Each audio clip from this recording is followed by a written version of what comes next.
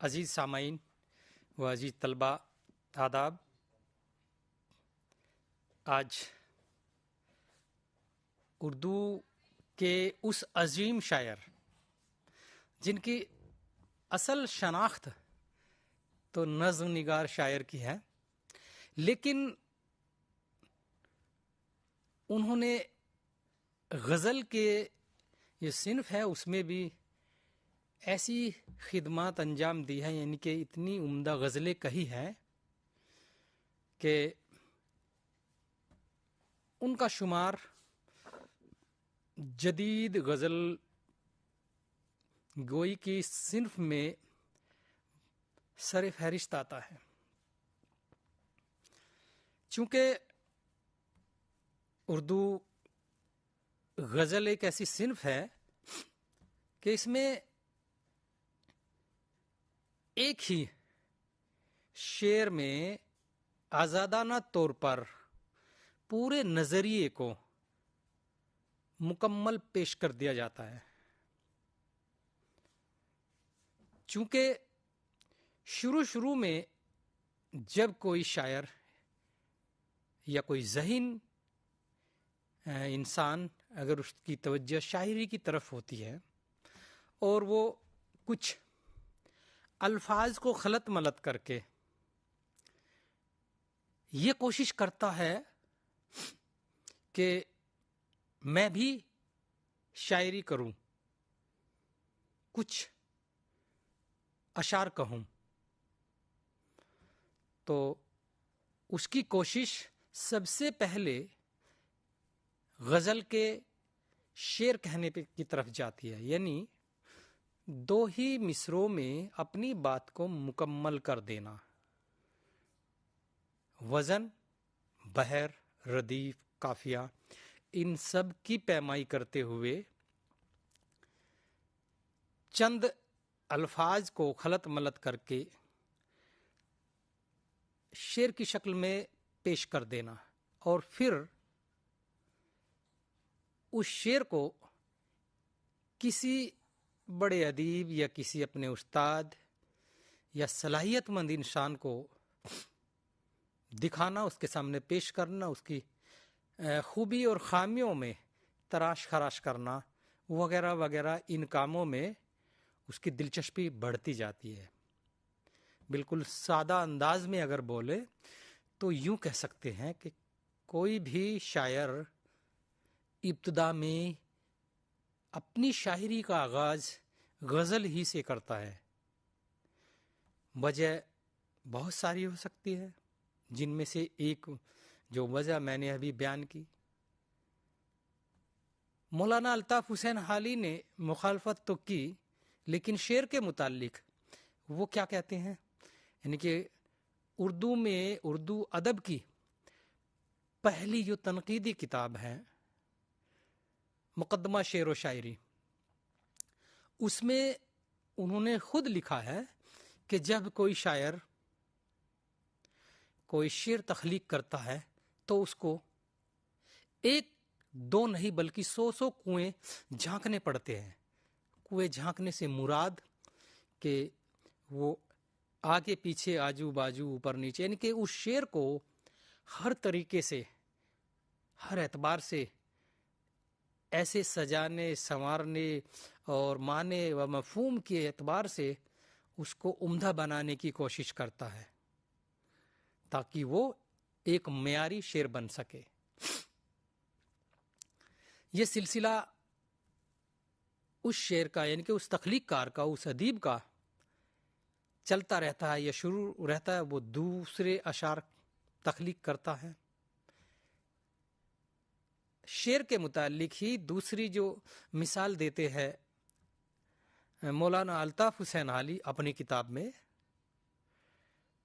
کیونکہ مولانا الطاف حسین حالی ایک بڑے ادیب ہوئے ہیں، وہ اچھے شاعر بھی ہیں اور نثر نگار بھی ہیں، چونکہ ان کے استاد ایک بڑے شاعر یعنی کہ وہ مرزا غالب کے شاگرد تھے، تو انہوں نے اپنی کتاب کا بھی ذکر کیا کہ مقدمہ شعر و شاعری یہ پہلی تنقیدی کتاب ہے اور معیاری کتاب ہے دوسری مثال پیش کرتے ہیں کہ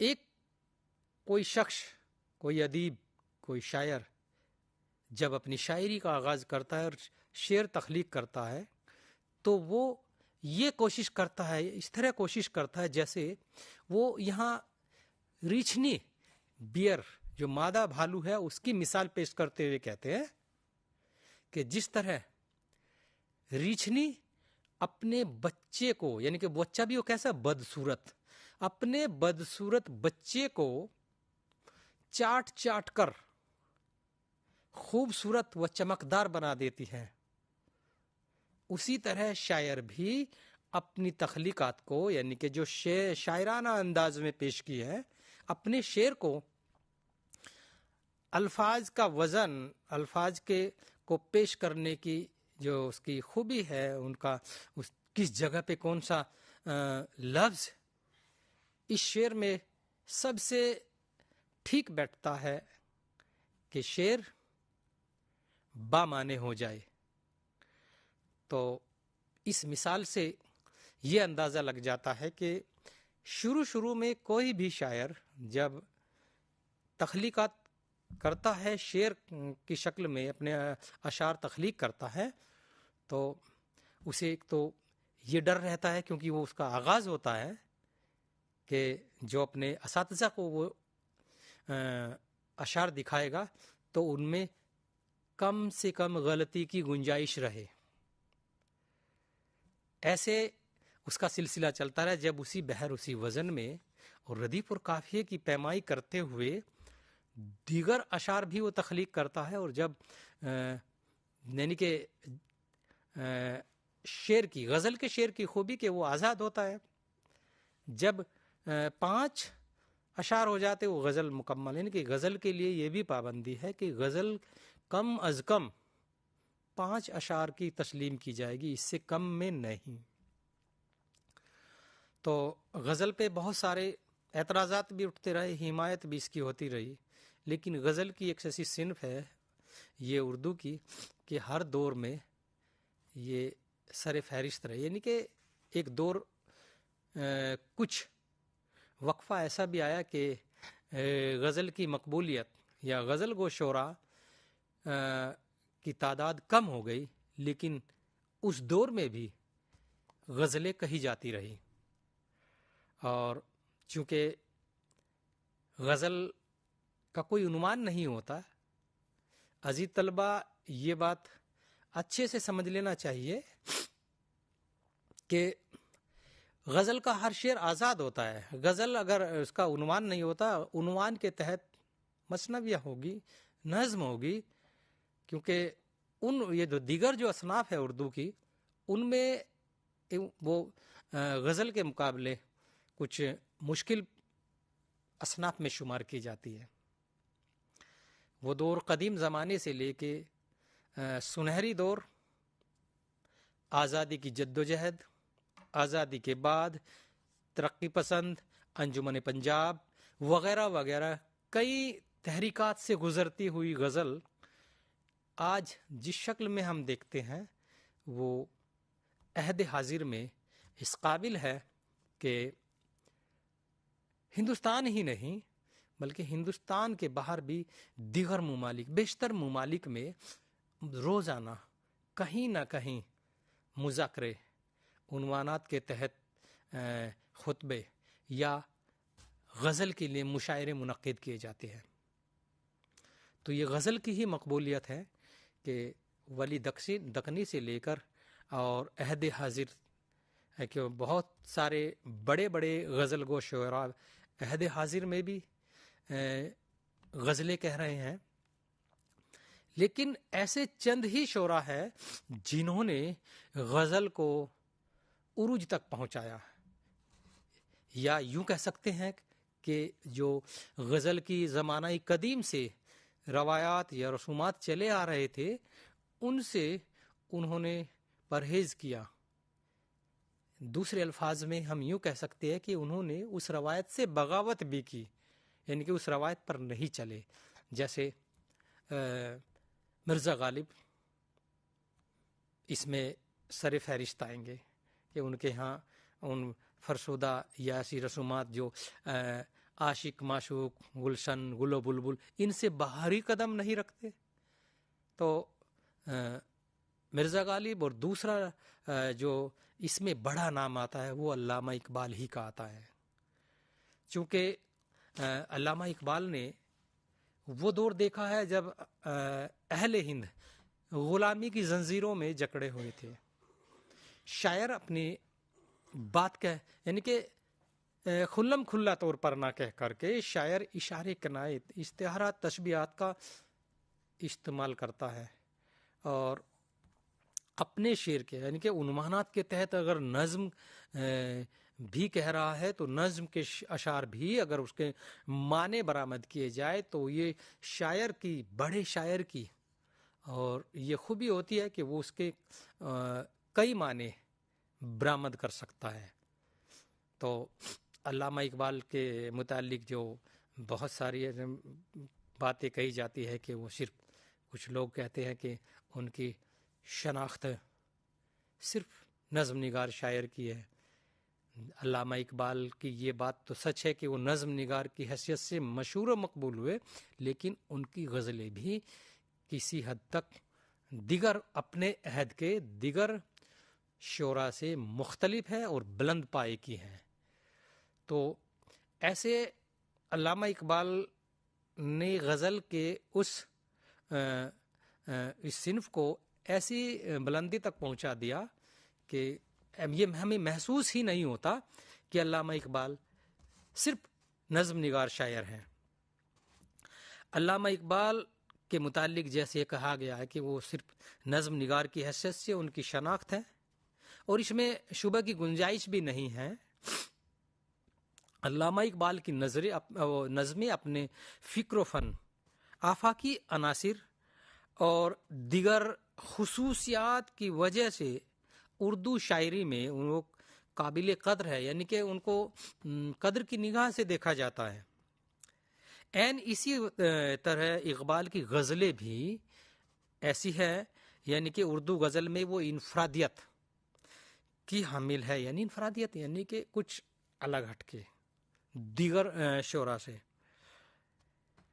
جسے کبھی بھی ہم فراموش نہیں کر سکتے، یعنی کہ اس کو نظر انداز نہیں کیا جا سکتا. علامہ نے جدید موضوع اور مسائل کو، یعنی کہ جب زمانہ بدل رہا ہے، جدید موضوعات ان کے سامنے آ رہے ہیں، روز بروز نئے نئے مسائل درپیش آ رہے ہیں، ان کے بنا پر وہ اپنی شاعری میں یعنی کہ خاص کر کے اردو غزل میں اس کو بڑی کامیابی کے ساتھ انہوں نے اپنی غزلوں میں پیش کیا ہے. اب علامہ اقبال کے متعلق یعنی کہ ان کی حیات کے بارے میں بھی کچھ معلومات حاصل کرنا ضروری ہے، کیونکہ علامہ اقبال ایک ایسے بڑے شاعر ہے جن کی صلاحیت، مقبولیت اور ان کو اہمیت دیتے ہوئے انگریز حکومت نے انہیں سر کا خطاب دیا. سر، یہ اس وقت انگریز حکومت کے دور میں یہ خطاب ایک بہت بڑا خطاب ہوتا تھا، یعنی کہ اس کو سر کا خطاب دینا. علامہ اقبال اپنے آپ کو برہمن، یعنی کہ کیونکہ ان کے بابا و اجداد برہمن تھے، اور علامہ اقبال اس بات سے بھی بخوبی واقف تھے کہ ان کے آبا و اجداد بت پرست تھے، لیکن انہوں نے اپنے برہمن ہونے پر فخر محسوس کیا ہے. اقبال کے بزرگ برہمن تھے، ان کا جو وطن تھا وہ کشمیر تھا، اور ان کے جدا اعلیٰ نے یعنی ان کے بابا اور دادا، انہوں نے یعنی کہ جو ان کے جدا اعلیٰ تھے، انہوں نے 19ویں صدی کے شروع میں ہی اسلام قبول کیا، اور چونکہ کشمیر کی سکونت کو ترک کر کے، کشمیر کو چھوڑ کر کے یہ سیالکوٹ میں جا بسے. سیالکوٹ چونکہ اس وقت ہندوستان تقسیم نہیں تھا، وہیں تک مکمل ہندوستان تھا. اور سیالکوٹ میں بعد میں یعنی کہ ان کی شہرت کو دیکھتے ہوئے جب وہاں کی حکومت نے اس جگہ کو، سیالکوٹ کی اس جگہ کو، جس محلے میں ان کے بابا و اجداد رہتے تھے، اس جگہ کا نام اقبال بازار رکھ دیا. تو انہوں نے اقبال نے اس بات پر جو ہے نا ندامت بھی کی ہے کہ ان کے آبا و اجداد بت پرست تو تھے، لیکن وہ اپنے برہمن نژاد، برہمن ہونے پر ہمیشہ انہوں نے فخر محسوس کیا. اس فخر کا سبب یہ تھا کہ وہ سمجھتے تھے کہ برہمن فلسفہ و حکمت، ان کی جو اس میں مہارت حاصل کرتا ہے، اور اس کی تعلیم سب سے پہلے برہمن حاصل کرتا ہے.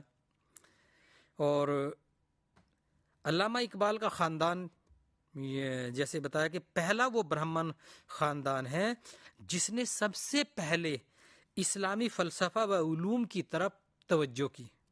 تو اقبال کے بارے میں یہ بات بہت اہم اور معنی خیز ہے کہ ان سے قبل بھی، اقبال کے خاندان کے جو اسلام قبول کرنے سے قبل بھی، اسلام تو قبول کیا بہتوں نے، وہ برہمن اور غیر برہمن اس میں بہت سارے ایسے تھے، لیکن اسلامی فلسفہ اور علوم اس کی طرف توجہ دینے والا یہ پہلا خاندان تھا. اور اقبال اپنے بارے میں یعنی کہ برہمن ہونے کے متعلق یہ اپنے بارے میں اس شعر کو پڑھتے تھے اور اس بڑے فخر محسوس کے ساتھ اسے کہتے تھے. اور وہ کہتے، میں اصل کا خاص سومناتی یعنی کہ جو گجرات میں ایک جگہ سومنات ہے، وہاں شیو کا مندر سومنات مندر. تو یہاں ہندوستانی یعنی کہ برہمن ہونے کا اپنے آپ کو کس طرح وہ جوڑ رہے ہیں کہ میں اصل کا خاص سومناتی، آبا میرے لاتی و مناتی. تو یہاں برہمن ہونے پر اقبال نے ہمیشہ ہی فخر کیا ہے. علامہ اقبال کے دادا شیخ محمد رفیق سیالکوٹ کے، جو میں بھی جیسے ذکر کیا کہ اس محلے میں رہتے تھے، جو بعد میں ان کو اردو بازار یعنی کہ علامہ اقبال کو احترام دیتے ہوئے اور ان کی اہمیت کو تسلیم کرتے ہوئے اسے اردو بازار کے نام سے، اقبال اردو بازار کے نام سے اس کو جانا گیا، یعنی کہ اس کا نام رکھ دیا گیا. یہیں پر ان کے جو دادا شیخ محمد رفیق تھے، ان کے 2 بیٹے پیدا ہوئے، جن میں نور محمد، اور بڑے بیٹے کا نام نور محمد اور چھوٹے بیٹے کا نام غلام قادر تھا. اور چونکہ نور محمد کی شادی امام بی بی نام کی ایک خاتون سے ہوئی، اور ان کے ان سے انہیں 6 اولادیں پیدا ہوتی ہے، یعنی کہ 3 بیٹی اور 3 بیٹی. ان میں نور محمد کی اولادوں میں جو علامہ اقبال بیٹوں میں سب سے چھوٹے بیٹے ہیں، اس زمانے کی، اس وقت کی روایت کے مطابق یہ ابتدائی تعلیم یعنی کہ شروع میں انہوں نے سیالکوٹ میں تعلیم حاصل کی، یعنی کہ ابتدائی تعلیم سیالکوٹ میں حاصل کرنے کے بعد یہ لاہور آ جاتے ہیں آگے کی تعلیم حاصل کرنے کے لیے، کیونکہ لاہور اس وقت تعلیم کا مرکز تھا، کئی کالج اور بڑے تعلیمی ادارے تھے. تو یہاں پر آ جاتے، اور یہاں انہوں نے لاہور سے فلسفے میں ایم اے کیا. اور چونکہ ایم اے کرنے کے بعد یہ آگے کی تعلیم کے لیے انہوں نے انگلستان کا رخ کیا. انگلستان جانے کے بعد انہوں نے سب سے پہلے بیرسٹری کی، جو اس وقت یہ ڈگری بہت اہمیت رکھتی تھی. ہندوستان سے بہت سارے بڑے گھرانوں سے یہ جو بڑے وکیل بننا چاہتے تھے، وہ انگلستان جا کر کے، انگلینڈ جا کر کے بیرسٹری کی ڈگری لیتے تھے.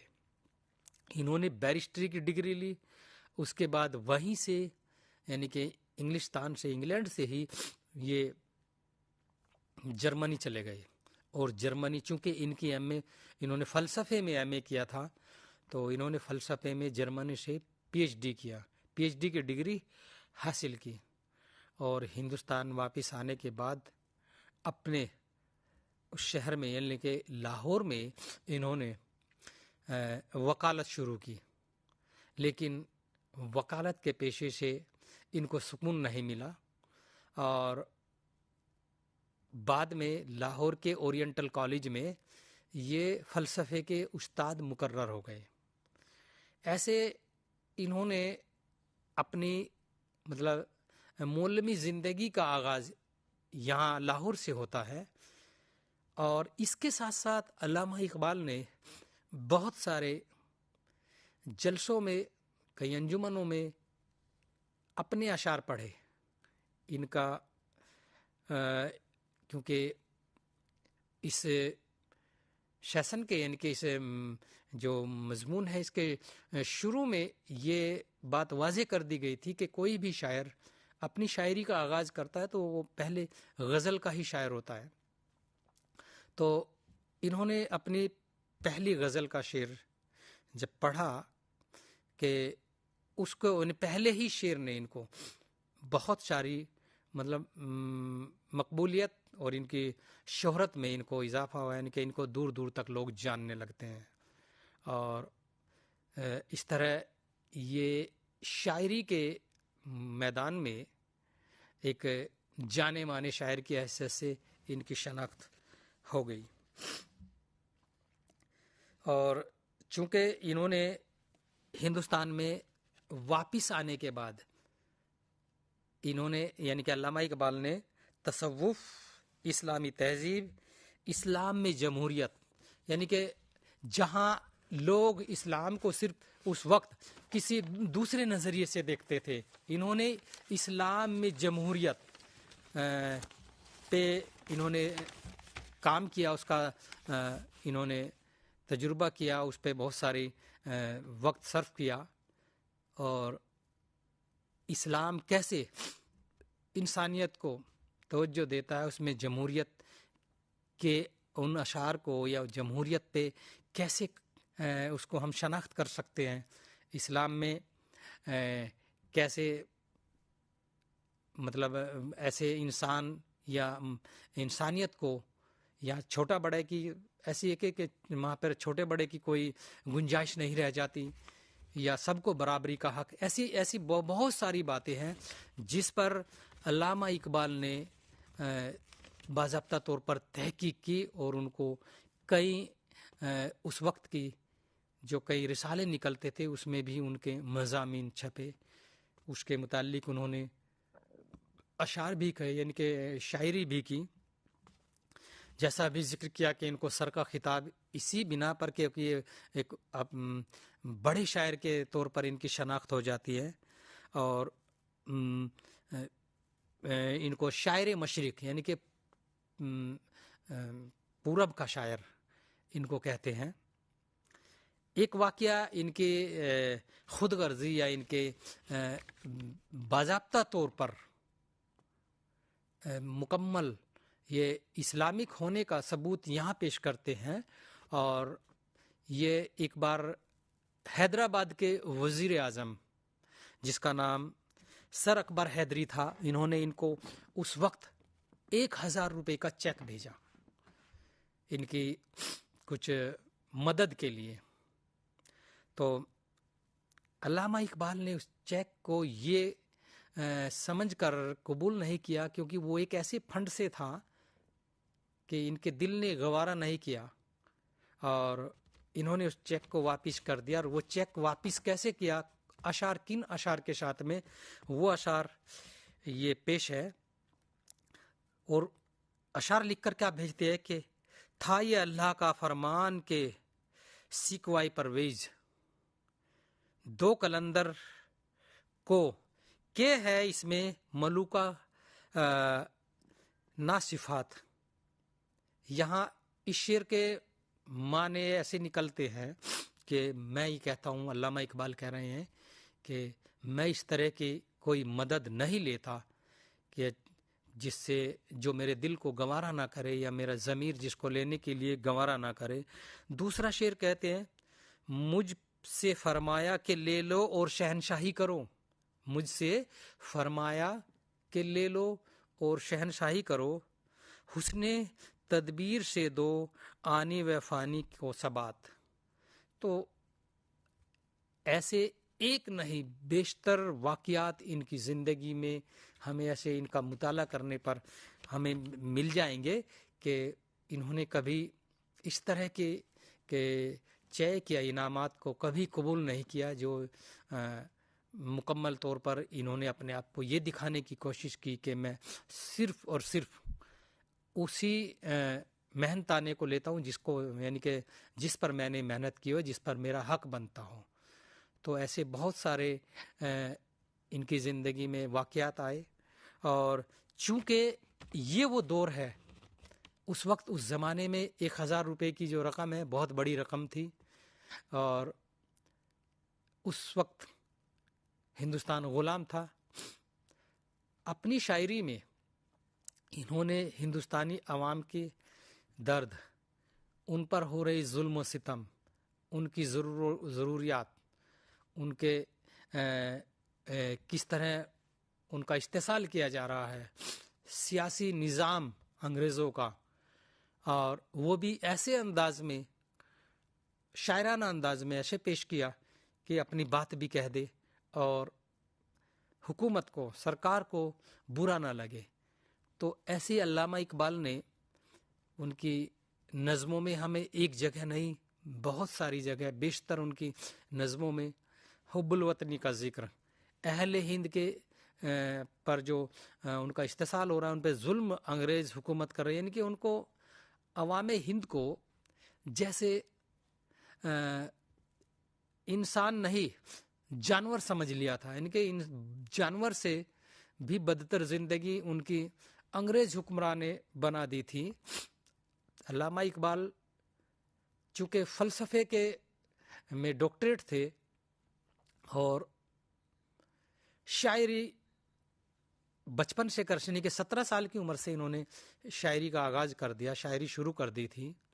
ان کی جو ابتدائی شاعری ہے اس پر قدیم رنگ ہمیں دیکھنے کو ملتا ہے، لیکن جیسے ہی مغرب، یعنی مغرب سے مراد انگلستان میں جاتے ہیں، تو انگلستان میں جانے کے بعد وہاں کے جو ترقی یافتہ ان کی زندگی ہے، ان کی چمک دمک ہے، ان کے سوچنے کا نظریہ ہے، انگلستان میں کیسی شاعری ہو رہی ہے، وہ ترقی یافتہ کیسے بن رہے ہیں، ان کی نثر لکھنے کا انداز کیا ہے، وہاں کے شعراء کس انداز میں شاعری کہتے ہیں، ان کا انداز کیا ہے، وہ اپنی یعنی کہ وہاں اپنی زبان میں جو شاعری کرتے ہیں اس میں عوام کو کس طرح سموتے ہیں، ان سب باتوں کا بغور مطالعہ کیا۔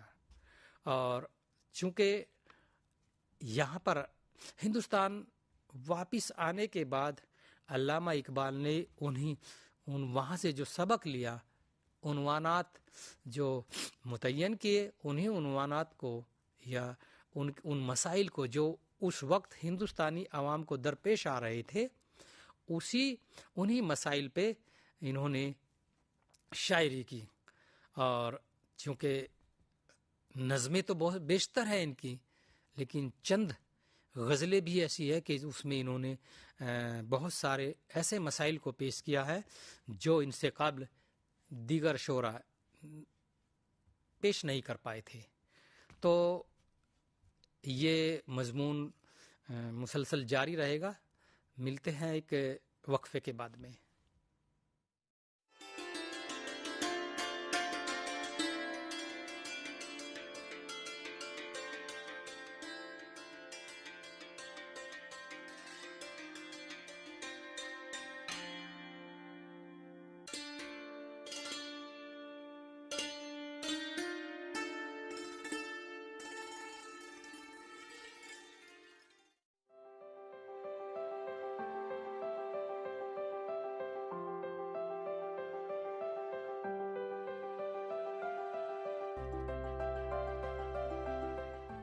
Are you a fresh graduate?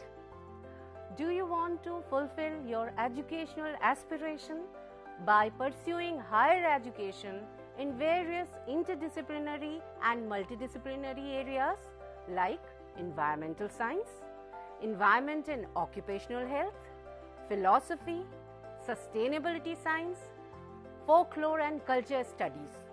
If yes, the School of Interdisciplinary and Transdisciplinary Studies offers various programs like Master's Program, Graduate Program, Postgraduate Diploma, Certificate and Appreciation Program. The school offers 5 Master's Programs. Master of Science, Environmental Science. The eligibility criteria for MSc Environmental Science is Graduate in Science, BTech, BE, Agriculture Graduate, Forestry Graduate and Veterinary Graduate. School also offers Masters in Environment and Occupational Health, Masters in Sustainability Science, Masters in Philosophy and Masters in Folklore and Culture Studies. The eligibility criteria for these 4 Masters programs is graduate in any discipline. School also offers various socially relevant and need-based PG Diploma programs like PG Diploma in Sustainability Science, PG Diploma in Environment and Occupational Health, PG Diploma in Folklore and Culture Studies and PG Diploma in Migration and Diaspora Studies. The school also offers PG Certificate in Climate Change and Avshist Prabandhan mein Praman Patra. The school also offers 2 doctoral programs, PhD in Environmental Science and PhD in Interdisciplinary and Transdisciplinary Studies. The school offers various innovative technologies and multimedia for providing a very excellent student support system. The study material is of high quality. The learner support is provided through Gyan Darshan, Gyan Vani, IRC, Swayam Prabha and Swayam channel of IGNOU. For more detail, please log in to IGNOU website. For online admission in these programs, visit school site and also the Samarth online education portal of IGNOU. So please join these programs and fulfill your educational aspiration.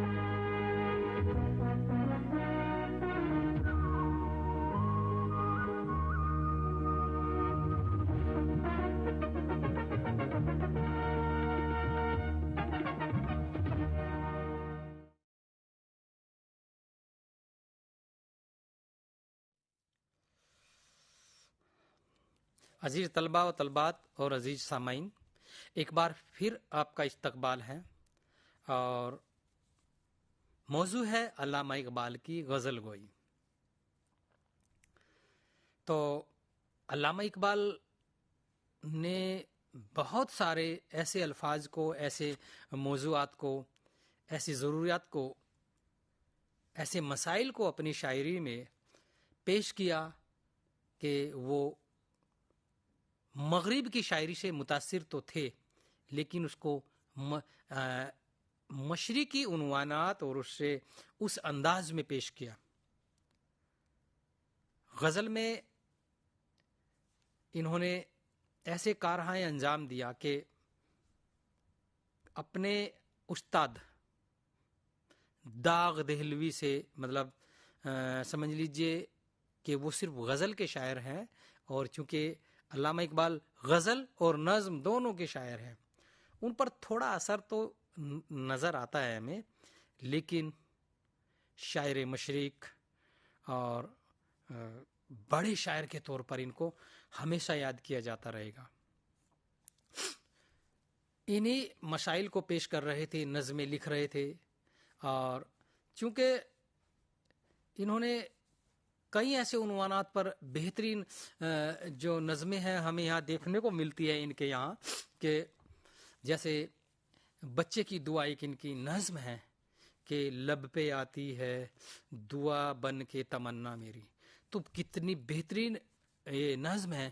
اس کے علاوہ انہوں نے قومی گیت لکھا جس کا عنوان ہے سارے جہاں سے اچھا ہندوستان ہمارا۔ تو یہ چونکہ جب بھی کوئی قومی تہوار ہوتا ہے یا کوئی ایسا قومی سطح کا ایسا کوئی پروگرام ہوتا ہے تو وہاں پر یہ جو ان کی جو نظم ہے اس کو موسیقی کے ساتھ میں، ترنم کے ساتھ میں اس کو وہاں سنایا جاتا ہے، اور چونکہ اس کا جو ہے لے بہت عمدہ ہے۔ یہ ایک اتنا بڑا کام کہ علامہ اقبال ہی کر سکتے تھے۔ جرمن، جاپان اور انگلینڈ اور دنیا کے دیگر ممالک کا سفر کیا، لیکن وہاں ان کو وہ سکون نہیں ملا جو ہندوستان آنے کے بعد وہ محسوس کرتے تھے۔ شاعر کا دماغ دیکھیے، شاعر کا ان کا تخیل دیکھیے، کہہ رہے ہیں یعنی کہ اسی اگر نظم کی بات کی جائے تو پوری دنیا کا سفر کرنے کے بعد میں نظم لکھ رہے ہیں، نظم تخلیق کر رہے ہیں کہ سارے جہاں سے اچھا ہندوستان ہمارا، ہم بلبلے ہیں اس کے یہ گلستاں ہمارا۔ اور چونکہ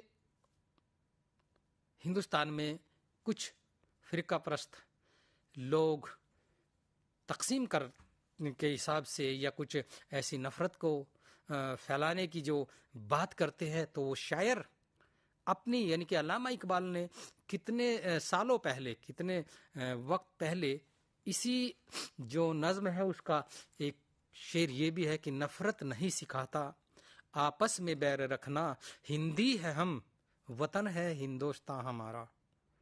تو یہ علامہ اقبال کی یہ نظم، چونکہ بات تو چل رہی ہے غزل پر، لیکن ان کی نظم کی مقبولیت، ان کے نظم کے عنوانات بھی دیکھیے کتنے بہترین ہے۔ اور چونکہ غزل کے مقابلے نظم ایک پیچیدہ اور مشکل کام ہے، تو علامہ اقبال نے ایسی ایسی بہترین نظمیں لکھی ہیں کہ وہ ان کے یہاں ان کی نظموں میں حب الوطنی، سیاسی، سماجی، اقتصادی بہت سارے ایسے پہلو اور ہندوستانی رسم و رواج، یہاں کے تیوہار اور یہاں کے عوام کے دیگر، یعنی کہ چونکہ ہندوستان ایک وسیع ملک ہے، اس میں بہت سارے رسم و رواج اور بہت ساری مطلب ذات کے لوگ رہتے ہیں، الگ الگ مذاہب کے لوگ رہتے ہیں، ان سب کے متعلق ان کے یہاں ان کی نظموں میں یعنی کہ حب الوطنی کا جذبہ، جیسے ابھی کچھ پہلے ہی میں نے ذکر کیا کہ اسلامی اور جمہوریت، اسلام میں جمہوریت، یہ ایک ان کا عمدہ ایک نظریہ ہے کہ کیسے انہوں نے اس میں تلاش کیا۔ تو ان کی نظمیں کس پائے کی ہے، لیکن نظموں کے ذریعے، نظموں کے متعلق یہ بھی کہا جائے کہ بڑے شاعر ہیں، لیکن غزل کے متعلق بھی یہ کسی دوسرے غزل گو شعرا سے کم نہیں ہے۔ علامہ اقبال نے اپنے غم اس سے مراد ہے کہ کیونکہ ہم غلام تھے، ہمارے کسی ہندوستانی اہل ملک پر ظلم ہو رہا ہے تو اس کا غم، اللہ اگر کوئی سچا حب الوطنی انسان ہے سچا ہندوستانی ہے تو اس کو اس کا غم ہوتا ہے. تو علامہ اقبال نے اپنا غم اور غصے کو ظاہر کرنے کے لیے شاعری کا جو سہارا لیا، اور وہ سہارا اس انداز میں لیا، اس لحاظ سے ہم ان کو محب وطن، یعنی کہ وطن سے محبت کرنے والا، مسئلہ قوم کے کا جو مسائل ہیں ان کو حل کرنے والا، جو بہت سارے مسئلے قوم کے سامنے ہیں، مسئلہ قوم بھی کہتے ہیں. اور چونکہ اس دور کے، یعنی کہ ان کے عہد کے علامہ اقبال کے ہم عصر جو شعراء ہے، ان میں اگر ان کی فہرست بھی بنائی جائے تو وہ طویل فہرست ہوگی. یعنی کہ ان شعراء میں بہت سارے ان سے بہت سینئر اور بڑے پائے کے شاعر بھی ہیں. اس دور میں اپنی الگ شناخت بنانا، یہ ان کے سامنے، علامہ اقبال کے سامنے ایک چیلنج تھا. یہ ان کا ایک بہت مشکل کام تھا. تو اس دور میں چونکہ بہت سارے بڑے شاعر ہیں، جن میں سے چند شعراء کے میں آپ کو نام گنانا چاہوں گا، بتانا چاہوں گا، جن میں اکبر الہ آبادی، صفی لکھنوی، مولانا وحید الدین سلیم، مولانا ظفر علی خان، شیخ عبد القادر، چودھری خوشی محمد نادر کاکوری، آغا حشر کاشمیری، اور فانی بدایونی، سجاد حیدر یلدرم. اس کے ساتھ ہی مطلب دوسرے جو شعراء ہیں ان میں پریم چند نے کیونکہ کچھ شاعری بھی کی ہے، پریم چند، سیماب اکبر آبادی، خواجہ حسن نظامی، برج نارائن چکبشت، عزیز لکھنوی، اصغر گونڈوی، سید سلیمان ندوی، مولانا ابوالکلام آزاد، عبد الماجد دریابادی، خلیفہ عبد الحکیم فراق گورکھپوری، حفیظ جالندھری اور جمیل مظہری. یعنی کہ یہ وہ شعراء ہے اس عہد کے جو جن کی اس زمانے میں اچھی شناخت تھی، مشہور تھے، مقبول تھے. اس دور میں ان شعراء کے بیچ میں، ان کے عہد میں علامہ اقبال نے اپنے آپ کو کیسے منفرد کیا، الگ پہچان بنائی، الگ شناخت بنا رہے ہیں. تو اور چونکہ علامہ اقبال نے شاعری کا آغاز کم عمری میں ہی کیا تھا، جیسے ان کا جو ہے شاعری کا آغاز انہوں نے 1890 میں ایک مشاعرے میں، جب یہ تقریباً 17 سال کے تھے، 1890 میں ایک مشاعرے میں جو انہوں نے شعر پڑھا کہ یعنی کہ ان کی غزل کا کہ موتی سمجھ کے شان کریمی نے چن لیے قطرے جو تھے میرے ارک انفعال کے. یعنی کہ ایک ہی شعر کو سن کر کے اس مشاعرے میں جو ان کو داد دی گئی، ان کی شہرت بڑھ گئی. اسی سے اندازہ لگتا ہے کہ ان کا نظریہ، ان کا تصور کیا تھا، کہ یہ اشعار کہنے میں کتنے صلاحیت مند تھے. انجمن حمایت اسلام جو اس وقت کی ایک بڑی انجمن تھی، اس کے جلسوں میں یہ بیشتر اپنے اشعار پڑھتے تھے، اپنی مشہور نظم، کیونکہ شاعری کے ساتھ ساتھ یہ نظم بھی کہہ رہے ہیں، نالائے یتیم، یہ اس عنوان سے انہوں نے اپنی نظم پڑھی.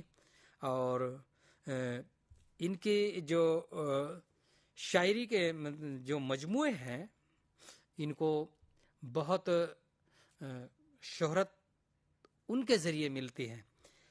پہلا ان کا مجموعہ ہے بانگے درا، جو 1924 میں منظر عام پر آتا ہے، اور اس مجموعے میں غزلیں بھی ہیں، نظمیں بھی ہیں.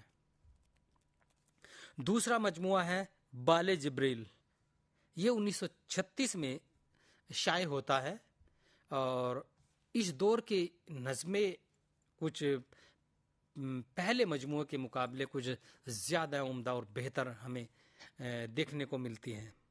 تیسرا جو ان کا شاعری کا جو مجموعہ ہے اس کا نام ہے ضرب کلیم، اور چوتھا مجموعہ ارمغان حجاز، یہ 1938 میں شائع ہو کر منظر عام پر آتا ہے۔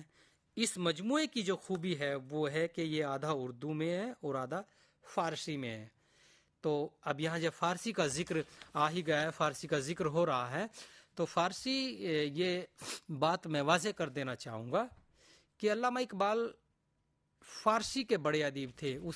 اس دور کی جو روایت تھی، یعنی کہ فارسی مدارس میں فارسی کے الگ استاد مقرر کیے جاتے تھے، اور فارسی، یہ بات صاف طور سے ہمیں سمجھ لینی چاہیے بہت کی، کہ جس ادیب کی یا جس طالب علم کی یا کوئی جس کی فارسی اچھی ہوتی ہے، اسے اردو پڑھنے میں اور لکھنے میں کوئی دشواری نہیں ہوتی۔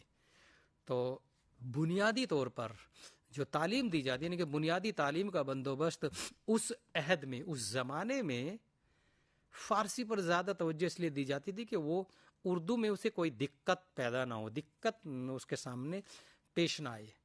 تو فارسی میں بھی انہوں نے بہت شاعری کی ہے۔ تو یہاں ان کا جو ذکر ہے صرف اردو غزل کے حوالے سے ہو رہا ہے، اور علامہ اقبال کی شاعری کا بغور مطالعہ کیا جائے تو ہم ان کی شاعری کو 4 ادوار میں تقسیم کر سکتے ہیں۔ پہلا جو دور ہے ان کی شاعری کا، وہ ابتدا یعنی کہ شروعات سے لے کر، جس کا بھی میں نے یہ جو شعر پڑھا کہ موتی سمجھ کر شان کریمی نے چن لی، یہ ان کا پہلا شعر ہے، ان کے منہ سے نکلنے والا پہلا شعر ہے۔ تب سے لے کر کے 1905 تک کا پہلا دور ان کا مقرر کیا جا سکتا ہے، اور دوسرا دور ان کی شاعری کا جو ہے وہ 1905 سے لے کر 1908 تک، اس کو ہم اس میں رکھ سکتے ہیں 1908 تک میں۔ تیسرا دور 1909 سے 1924 تک کا ہے، اور چوتھا دور 1925 سے لے کر کے 1938 تک اس کو تسلیم کیا جاتا ہے۔ 1938 میں چونکہ علامہ اقبال 1934 میں بیمار پڑے اور تقریباً 4 سال کی تک یہ طویل عرصے تک بیمار رہے، ان کی بیماری بڑھتی گئی، اور 21 اپریل 1938 کو ان کا انتقال ہو گیا۔ تو 38 تک کا، یعنی کہ جو ان کا چوتھا جو دور ہے ان کی شاعری کا، وہ 1925 سے 1938 تک ہم تسلیم کرتے ہیں۔ علامہ اقبال کی جو شاعری ہے اس کی ابتدا غزل گوئی سے، جیسے کئی مرتبہ اس مضمون میں بتا دیا کہ غزل گوئی سے ہوئی۔ داغ دہلوی کا اثر ان پر انداز رہا، مطلب زیادہ تر اس پہ داغ دہلوی کے اثرات حاوی رہتے ہیں، اور چونکہ داغ دہلوی کے یہ شاگرد تھے۔ قدیم رنگ اس لیے کیونکہ دبستان دہلوی کی جو شاعری ہے اس کی ایک الگ ہی شناخت رہی ہے، اور وہ قدیم انداز میں یہاں کے شعراء اپنی شاعری تخلیق کرتے تھے، اور قدیم رنگ میں رنگنے کی کوشش تو ان کی ابتدائی شاعری میں رہی، لیکن یہ رنگ یعنی کہ قدیم رنگ ان پر زیادہ دنوں تک حاوی نہیں رہا۔ ان کی شاعری میں قدیم رنگ، داغ دہلوی اور امیر خسرو کا، یعنی کہ علامہ اقبال کی شاعری میں قدیم رنگ جو دیکھنے کو ملتا ہے کہ استاد داغ دہلوی اور اردو کے پہلے شاعر تسلیم کیے جاتے ہیں جو امیر خسرو۔ دیکھیے یہاں اپنے استاد اور کتنا درمیان میں کتنا فاصلہ آ جاتا ہے کہ امیر خسرو اور داغ دہلوی کا اثر ان کے یہاں دیکھنے کو ملتا ہے۔ اس کی وجہ یہ بھی ہو سکتی ہے کہ امیر خسرو نے ہی اردو میں وہ روایت شروع کی تھی کہ ان کے یہاں ایک مصرع غزل کا فارسی میں اور ایک ہندوستانی، یعنی کہ اس وقت تک جو ہے اردو باضابطہ طور پر زبان کے لحاظ سے جو ہے اس کو تسلیم نہیں کیا گیا تھا۔ کبھی ہندوی، ہندوستانی، بہت سارے ناموں سے اس کو جانا گیا۔ آپ کی معلومات کے لیے یہ میں بتا دینا ضرور سمجھتا ہوں کہ 1779 میں اس کو یعنی کہ زبان کے طور پر مصحف امروئی نے استعمال کیا تھا۔ تو علامہ اقبال نے امیر خسرو کی اس روایت کو اپنے یہاں زندہ رکھا، یعنی کہ ان کے اثرات کو قبول کیا، بالکل قدیم اثرات شروعاتی دور کے، اور اپنے استاد محترم داغ دہلوی کے اثرات بھی انہوں نے قبول کیا، اور اس انداز میں کچھ غزلیں بھی کہی، جن میں سے مثال کے طور پر ایک ایسا عمدہ شعر جس میں یعنی کہ غزل پر جو الزامات لگتے رہے کہ اس نے عاشق معشوق، عشق اور عاشقی، اور ان سے رقیب سے، ان بہت سارے ایسے چند الفاظ ہیں جو اس میں مقرر کر دیے گئے کہ ان سے باہر قدم نہیں رکھا۔ تو علامہ اقبال کے یہاں قدیم رنگ ہمیں دیکھنے کو ملتا ہے، اور وہ کیسے یہ ہے، ان کا ایک شعر دیکھیے، مانا کہ تیری دید کے قابل نہیں ہوں میں۔ یہ وہ شعر ہے جو ہمارے ملک کے سابق وزیر اعظم نے پارلیمنٹ میں بھی اس شعر کو، ہماری سنسد میں اس شعر کو پڑھا تھا کہ مانا کہ تیری دید کے قابل نہیں ہوں میں، تو میرا شوق دیکھ، میرا انتظار دیکھ۔ یہ علامہ اقبال کے یہاں قدیم رنگ ہمیں اس طرح دیکھنے کو ملتا ہے، اور ان کی قدیم رنگ کی جھلک ان کے یہاں کچھ اور اشعار بھی میں اس کے متعلق پیش کرنا چاہتا ہوں۔ تامل تو تھا ان کے آنے میں قاصد، تامل تو تھا ان کے آنے میں قاصد، مگر یہ بتا طرز انکار کیا تھی۔ تو یہاں یہ دیکھیے، یہ ہمیں قدیم رنگ ان کے یہاں، یعنی کہ دبستان دہلوی کا رنگ ہم ان کے یہاں دیکھنے کو یہاں مل رہا ہے۔ تو اس طرح علامہ اقبال نے اردو غزل میں جو روایت پیدا کی، اس پر کئی محققین، کئی بڑے ادبا نے اپنے اپنے مضامین میں اس کی حمایت میں بہت ساری اس کی تعریف کی ہے، کئی اس پر ایسے کئیوں نے اعتراضات بھی کیے ہیں، لیکن چونکہ غزل ہوتی ہے، اور غزل میں جن جو عناصر ہے جن کو پیش کیا جاتا ہے، اس کو اگر نہیں رکھیں گے تو غزل کے دائرے سے باہر رہتی ہے۔ اقبال نے غزل کے مواد، دیکھیے یہاں علامہ اقبال کی غزل کے متعلق یہ ہے کہ علامہ اقبال نے غزل کے مواد اور حیت دونوں ہی میں خوشگوار تبدیلی پیدا کر دی، اور ان کو ایسی شادابی، تاثیر اور تازگی بخشی جو اس سے پہلے غزل کے یا غزل میں مفقود تھی، یعنی کہ اس کو پیش کرنا گوارا نہیں سمجھا اس سے پہلے جو غزل گو شعراء رہے ہیں۔ ایک طرف تو غزل کی معنویت، یعنی کہ غزل کی جو معنویت ہے اس میں اسوت پیدا کر دی، دوسری طرف تشبیہات و اشتعارات، جیسے ابھی میں نے ذکر کیا تھا کہ تشبیہات و اشتعارات کا استعمال کیا، تشبیہات و اشتعارات میں جدت پیدا کی، اور فرسودہ روایات، ایسی بیکار کی روایات میں ایسے اجزاء شامل کر دیے، ان کے ان کو بھی اس انداز میں پیش کیا، اجزاء انہوں نے اس میں پیدا کر دیے کہ جن سے غزل میں تازگی پیدا ہو گئی، یعنی کہ غزل ان فرسودہ روایت کی جگہ ایسے جو ہے نا عناصر اس نے یعنی کہ علامہ اقبال نے استعمال کیے کہ غزل کی جو روایت ہے اس میں ایک تازگی، غزل کی صنف میں تازگی پیدا ہو جاتی ہے۔ اب چونکہ ان کی غزل کا جیسے ابھی ذکر کیا کہ غزل کے متعلق بہت سارے محققین، بہت سے سارے ادبا، ناقدین نے ان کے متعلق بہت کچھ کہا ہے، تو یہاں آل احمد سرور اپنے ایک مضمون میں لکھتے ہیں ان کے متعلق، ان کی غزل کے متعلق کہتے ہیں علامہ اقبال کی غزل گوئی کے متعلق، اور یہ کہتے ہیں کہ اردو غزل بقول آل احمد سرور، اردو غزل جہاں تک جا سکتی ہے، دیکھیے یہ بات بہت اہمیت ہے کہ اردو غزل جہاں تک جا سکتی ہے اقبال نے اسے پہنچا دیا۔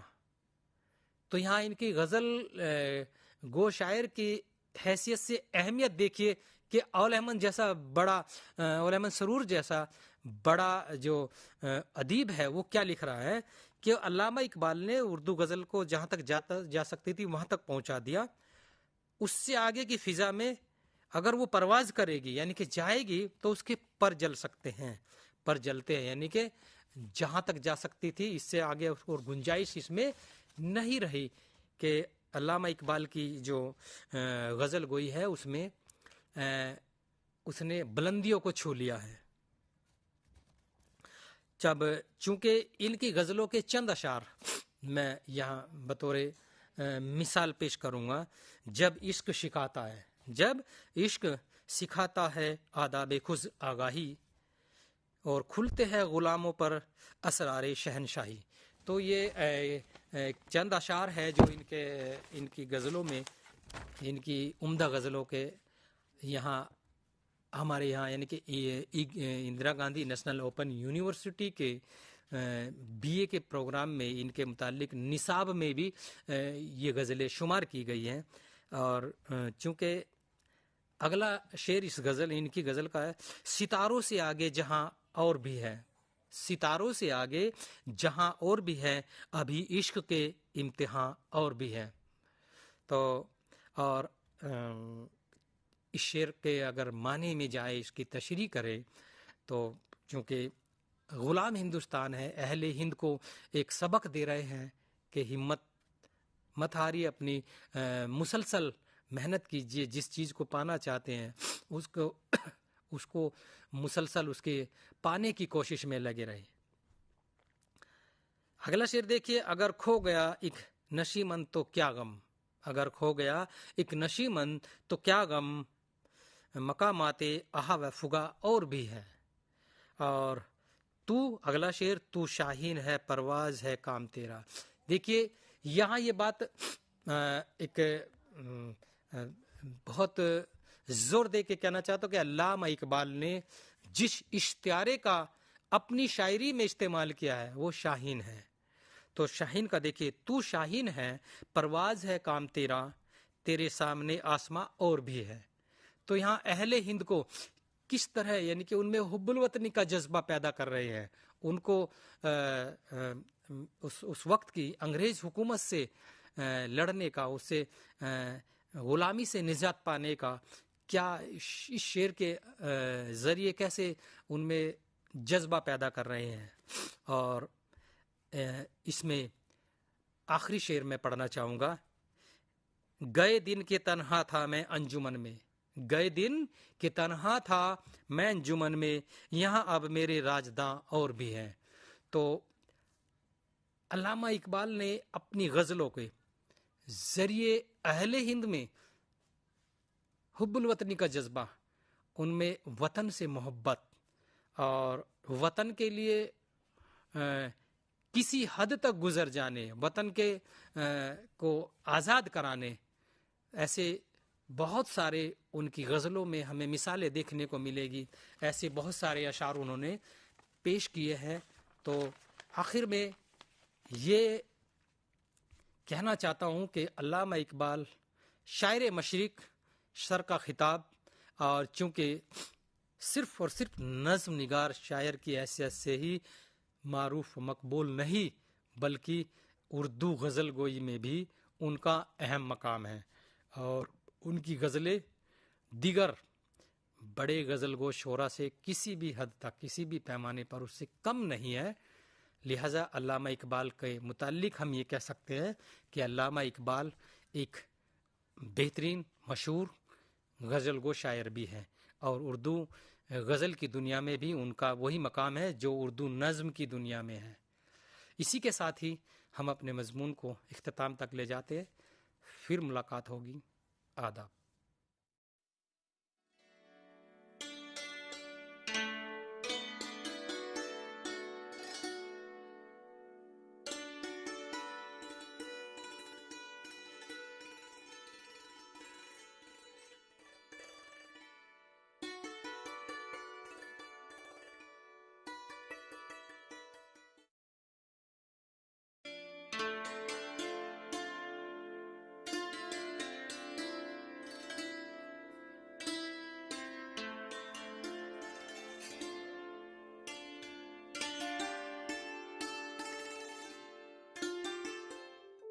Do you wish to be part of a television studio like this, or any other media system, or already part of any media system, want to enhance a new set of skills?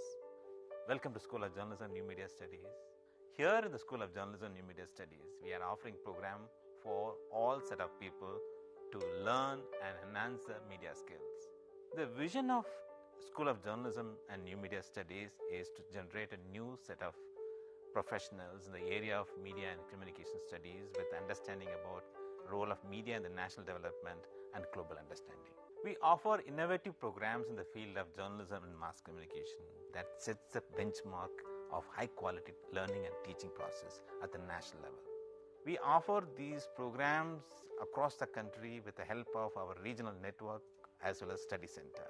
Same manner, many of our programs are offered through online mode with a sophisticated learning management system. SOGNMS offers programs from PhD in journalism and mass communication till certificate level. We have masters in journalism and mass communication.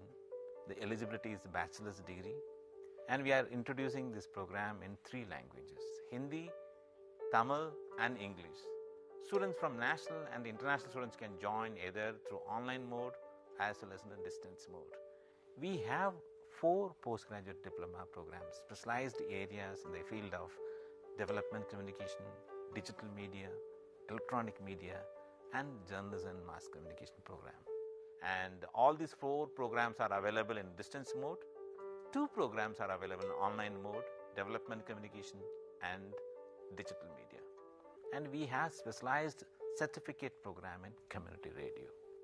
IGNOU employs various media and communication tools for better teaching and learning process. School of Journalism and New Media Studies utilizes this media system for delivering all our programs. Come and join with us for exploring a new career and enhance your media skills.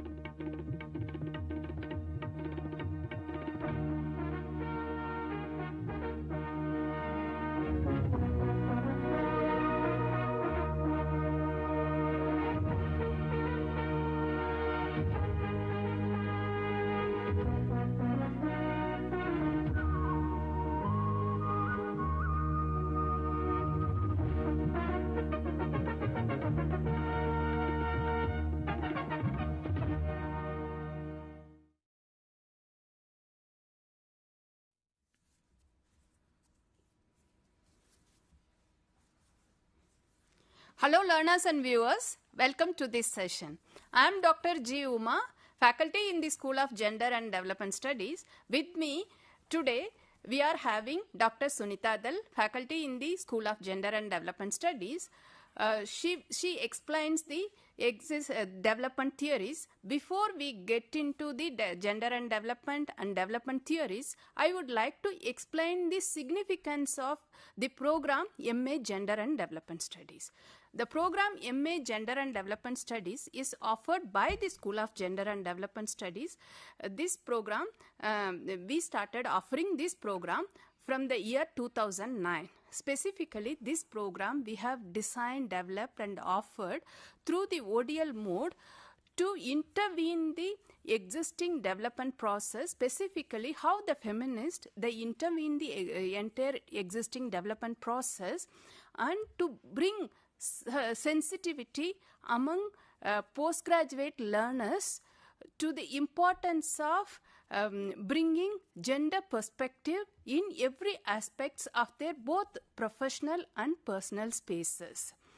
Today's topic is gender and development discourse from theory to academic discipline and praxis. How this gender and development as a theoretical and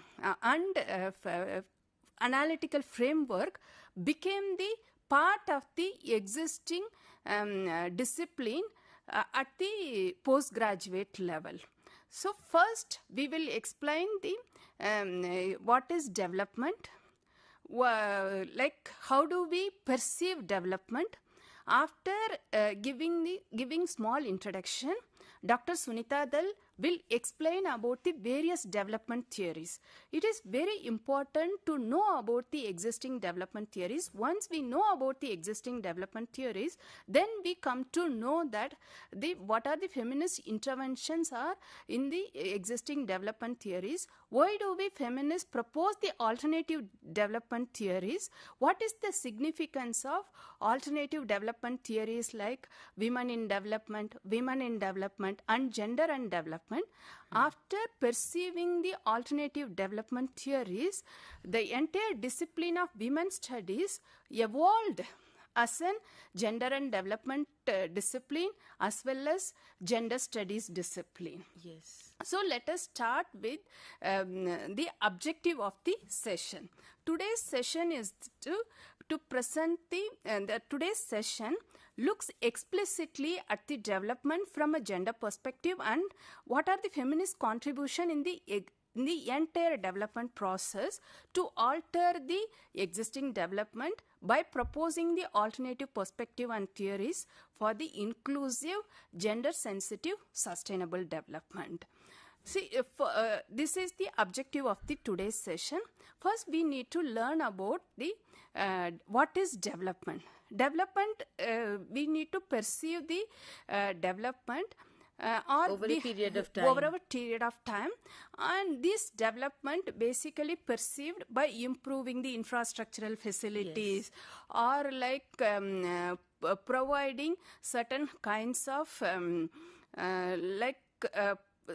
providing certain kinds of like basically in the initial stage we have perceived the development from a welfare approach, but the entire development process perceived or conceived over a period of time did not bring desired results among women and marginalized sections of the population.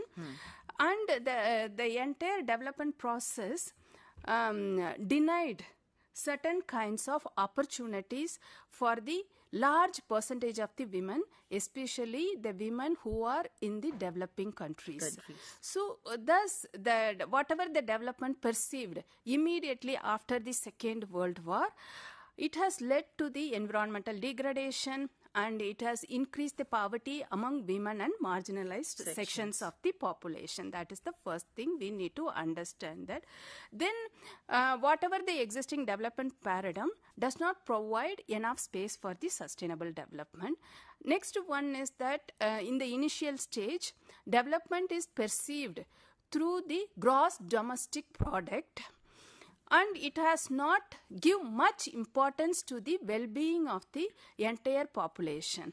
The gross domestic product-led economic growth conceived and perceived, and they proposed that it will reduce the poverty and contribute the well-being of the people. That did not happen. Whatever the economic development happened over a period of time, it did not percolated, the wealth has not distributed among various sections of the populations. So before the feminist interventions, there are various development theories. Those theories we need to understand. The development theories immediately after the Second World War, the proposed development theory is that modernization theory. Let me ask, what is modernization theory? Why do we talk about the modernization theory? Yeah, thank you, Dr. G. Uma. So, when we are discussing about gender and development or development discourses, one of the important, things that had come to, may come to our learners' mind that whether development, is there a difference between development and growth? Yes. And when we are talking about development, more so we are talking about the inclusivity in the development process, where you had spoken about women in marginalized section, then the sustainability Yes. issues or goals. Yes. So all of these are going to be part of, even environmental degradation are all going to be part of the development process. Yes. And the growth is more measured in terms of economic sense. Yes. Right. Therefore, there is quite a difference we could see that, between development and vis-a-vis growth. And therefore, there is a public policy discourse as well as how the theoretical discourse have looked at development differently. So when we are talking about modernization theory, it is certainly, it had been, it had come from American economist during, in the post-World War II period, where one of the significant contribution was that they looked at development and society together, like development and modernization together. That if any society will have to be modernized, then they will have to be developed. So in that sense, how do we map development, हम किस हिसाब से development को देखने की कोशिश करेंगे? It is more so in relation to the advancement of science and technology. जितना साइंस एंड टेक्नोलॉजी प्रोग्रेस करेगी एक सोसाइटी में, then we could see that with the society becomes more and more modern, and that was the primary conceptualization of this modernization theory. So in the modernization theory, we could see that, like, it had, over a period of time, like, the development process and development thought started in that early in the century Europe, and many other countries also experienced enormous amount of change in the 20th century to bring about that socio-economic progress. So what is the characteristic? Why, scholars thought of having different concepts related to development or theory related to development? One was that because there was a kind of a massive poverty across the globe. So poverty, and how do we address acute poverty?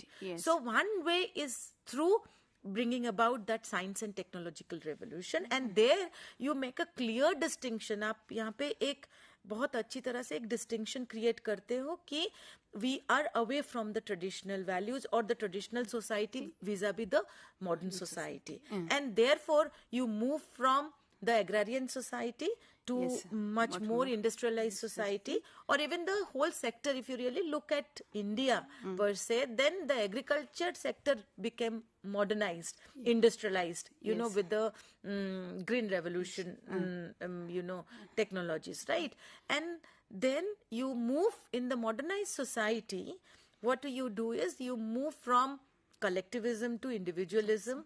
So the hierarchy is more on the basis of, it is hierarchical in nature, but hierarchy is more on the basis of merit. And then you also see a kind of, division of labor in terms of, the modernized society.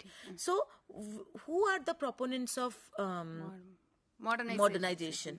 So in this, the industry takes a larger role in, in this prime mover of the economy. Therefore, a major part of investment must go to the industry, and what are required are raw material, transportation and training. Modern society requires more specialists rather than generalists in each particular field, like health and industry. If you really look at, the public education, healthcare, family planning, it required intensive intervention for participatory governance and well-being of the people. So there you also, there is a development. At the same time, you have, what kind of specific interventions that you require in relation to a modern society. So therefore you have simultaneously development in terms of economic growth. At the same time you see there is specific intervention in relation to education, in relation to health, in relation to agriculture, and even ecology. And there you could see, that was one of the prime or the salient features of the modernization theory. And further it moves, when we are reading about modernization theory, it is very important even to look at the work of W. Rostow, who proposes in 1960s that the 5 steps in the evolutionary ladder of modernization, like you move from traditional society to the the take up stage. So how the traditional society is more with values, right? Then in the take up stage that you require that resources to become modern.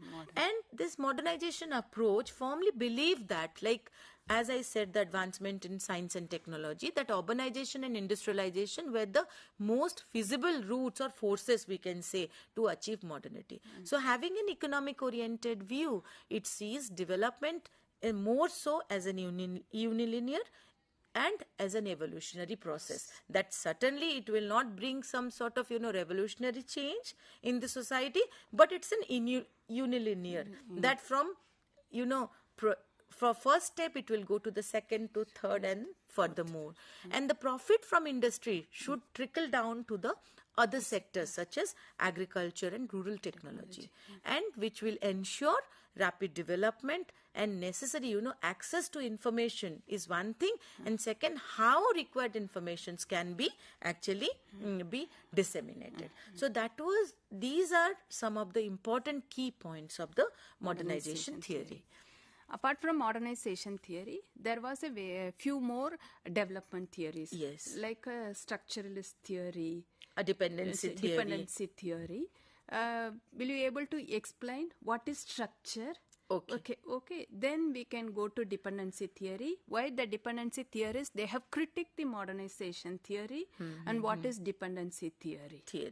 Yes. So from modernization theory, we move on to structuralist theory. So as it is proposed by Raul Prebisch and Brazilian economist Celso Furtado, and they say that the theorist of and other different theorists of the dependency school of thought were Andre Gundre Frank, Fernando Cardoso, Samir Amin, and Emmanuel Wellstein.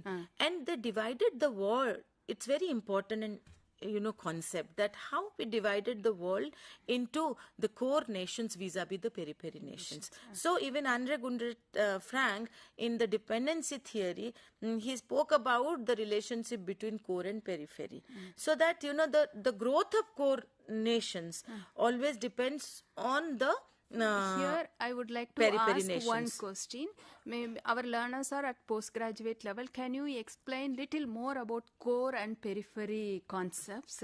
How we can relate those concepts in the 21st century context? Okay. So given an examples, let's take some of the simple examples here, that core and periphery. So any core, like the mainstream to develop, you have to depend on the labor and resources of the periphery. Yes. Right. So it is not only create, we were talking about hierarchy. It not only creates a hierarchy, but it creates also a perennial dependency of the periphery on the core. Okay. Right. Okay. So therefore, when you see there is a dependency for growth, dependency for development, then also you see there is a subordination of the periphery by the core.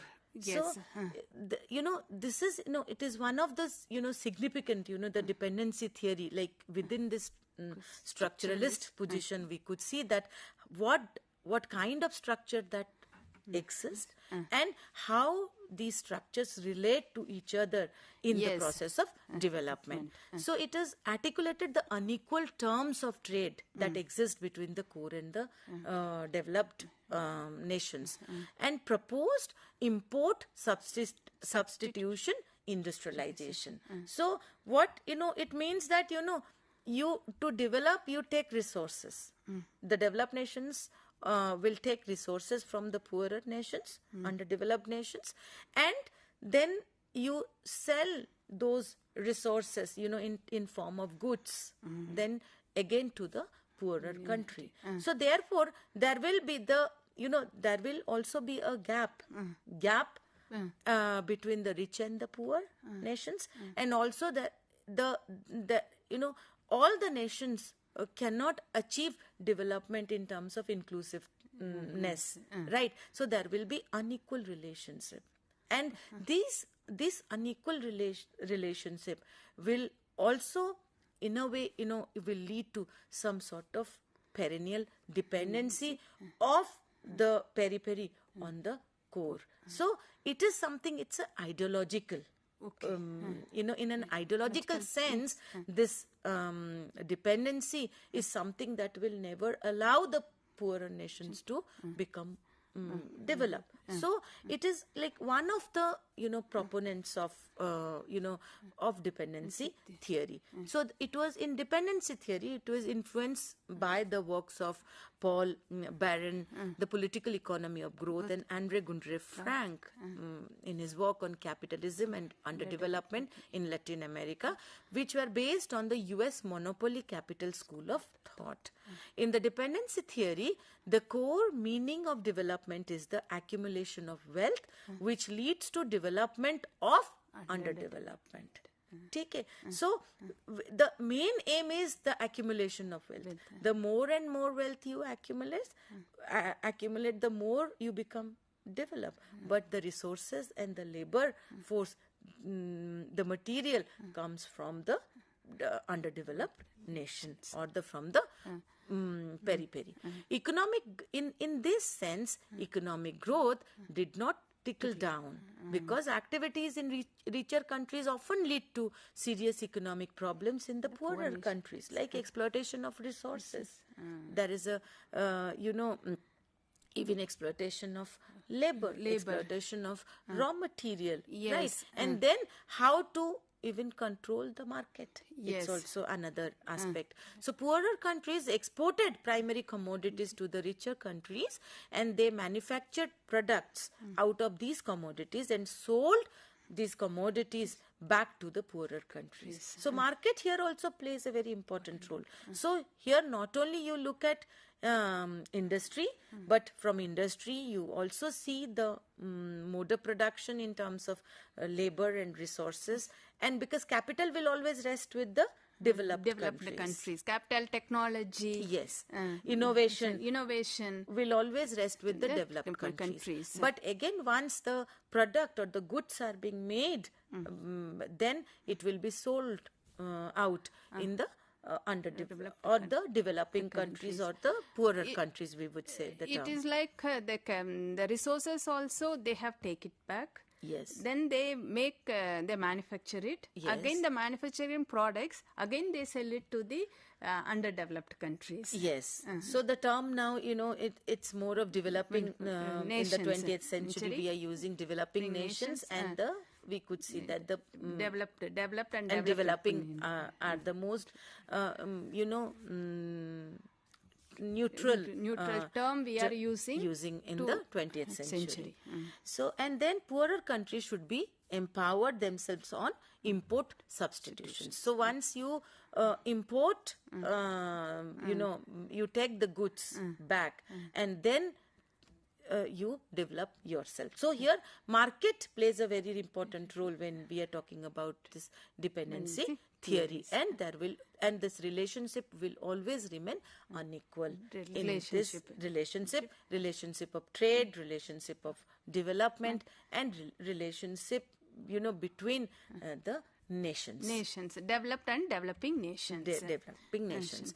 And another aspect which we are going to look at here in the dependency theory is undevelopment versus undevelopment versus underdevelopment. So what is the difference between how do we look at undevelopment vis-a-vis underdevelopment?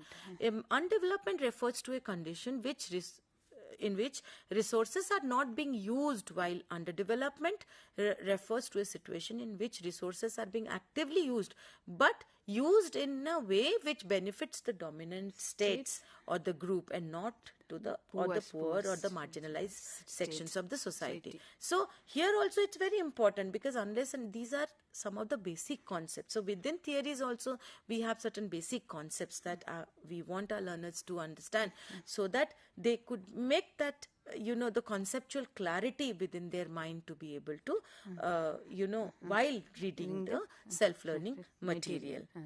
Then we see that then there is a critique which had offered to the even to modernization theory and dependency theory, world systems theory, that what does development lead to growth, and growth will lead to equitable development, or what we call in the 21st century the just development, right? Therefore many theorists they propose alternative approach to development. What is that alternative approach to development? Is that the individual above society, plurality in discourses, and the development should look into participation, equality and inclusivity, right?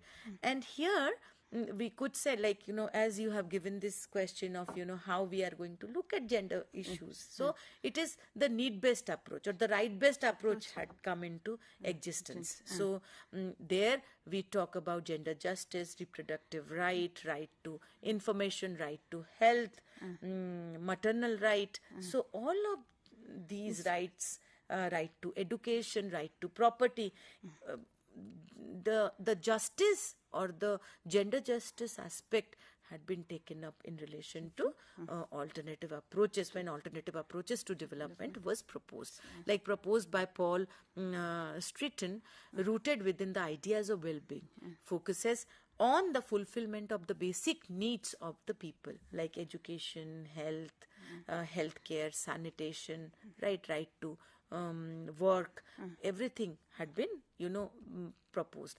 Then the physical quality of life index, which includes data on three aspects, like life expectancy, infant mortality rate, and the literacy rate. These indicators were earlier not developed unless and until the basic, alternative approaches to development, when it came into existence, then those concepts also came, and indicators were also developed, like how do we provide adequate food and clean drinking water, provide decent shelter to people, provide education, universal education. Now we are talking about universal education. So how do we provide? Then provide security of livelihood and help people participation in decision making. So here, development here, I would like to bring very important aspect of gender is that why women, which you are going to take up next in the next session, like in this session after the break, that how we are going to look into, like, when we are looking into gender issues, that whether women are the passive recipients of the development process, in the development process, or they are actively participating. There, the dignity, decision making, leadership, agency, choice, they play a very important role in the development process itself. So here with this, we can take a 5 minutes break, and then after the break, we can again relook some of the discourses of development from a gender perspective.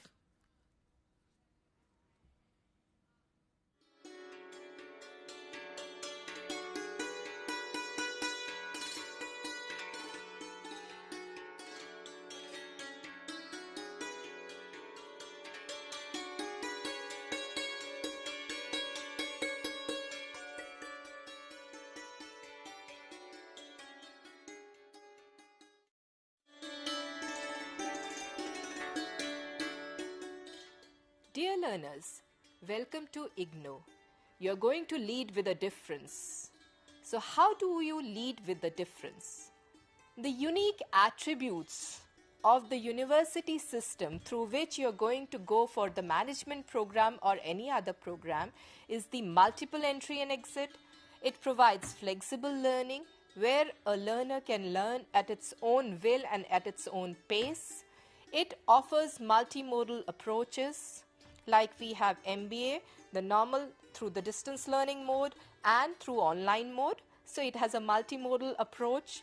It has face-to-face counseling. It offers web counseling also. It gives interactive satellite-aided communication network through teleconferencing, and it also gives the radio counseling also. When we talk about School of Management Studies, it was the first school and it had the pioneer program of Diploma in Management. Till date, it has been offering around 14 programs in management and 13 programs in commerce disciplines.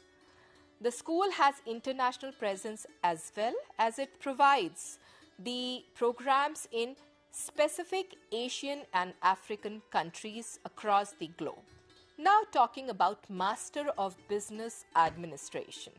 What are the objectives? What are the learning objectives of this Master of Business Administration? What are the unique features of this Master of Business Administration which IGNOU is offering? Let us see the program at a glance. The program name is MBA, and the eligibility criteria for this program is bachelor's degree, minimum of 3 years duration with at least 50% marks and 45% marks in case of the reserved category. The duration of the program is minimum 2 years and maximum 4 years, and the program fee per semester is 15,500. The total credits of the program, the total credits are 116, because there is one project course which is equivalent to 2 courses. So it comes out to be 29 courses. If a student wants to exit the program after completion of the specified courses available in the first and second semesters, that is 56 credits if the student completes, then there is an exit option available. The award of postgraduate diploma in management on the request of the student if the student wants to exit.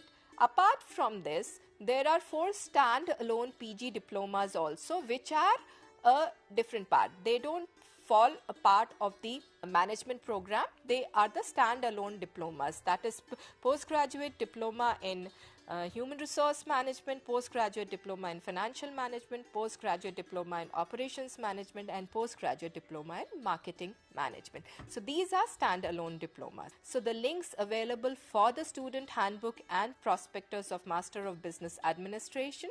So this is all about the MBA program. Happy learning.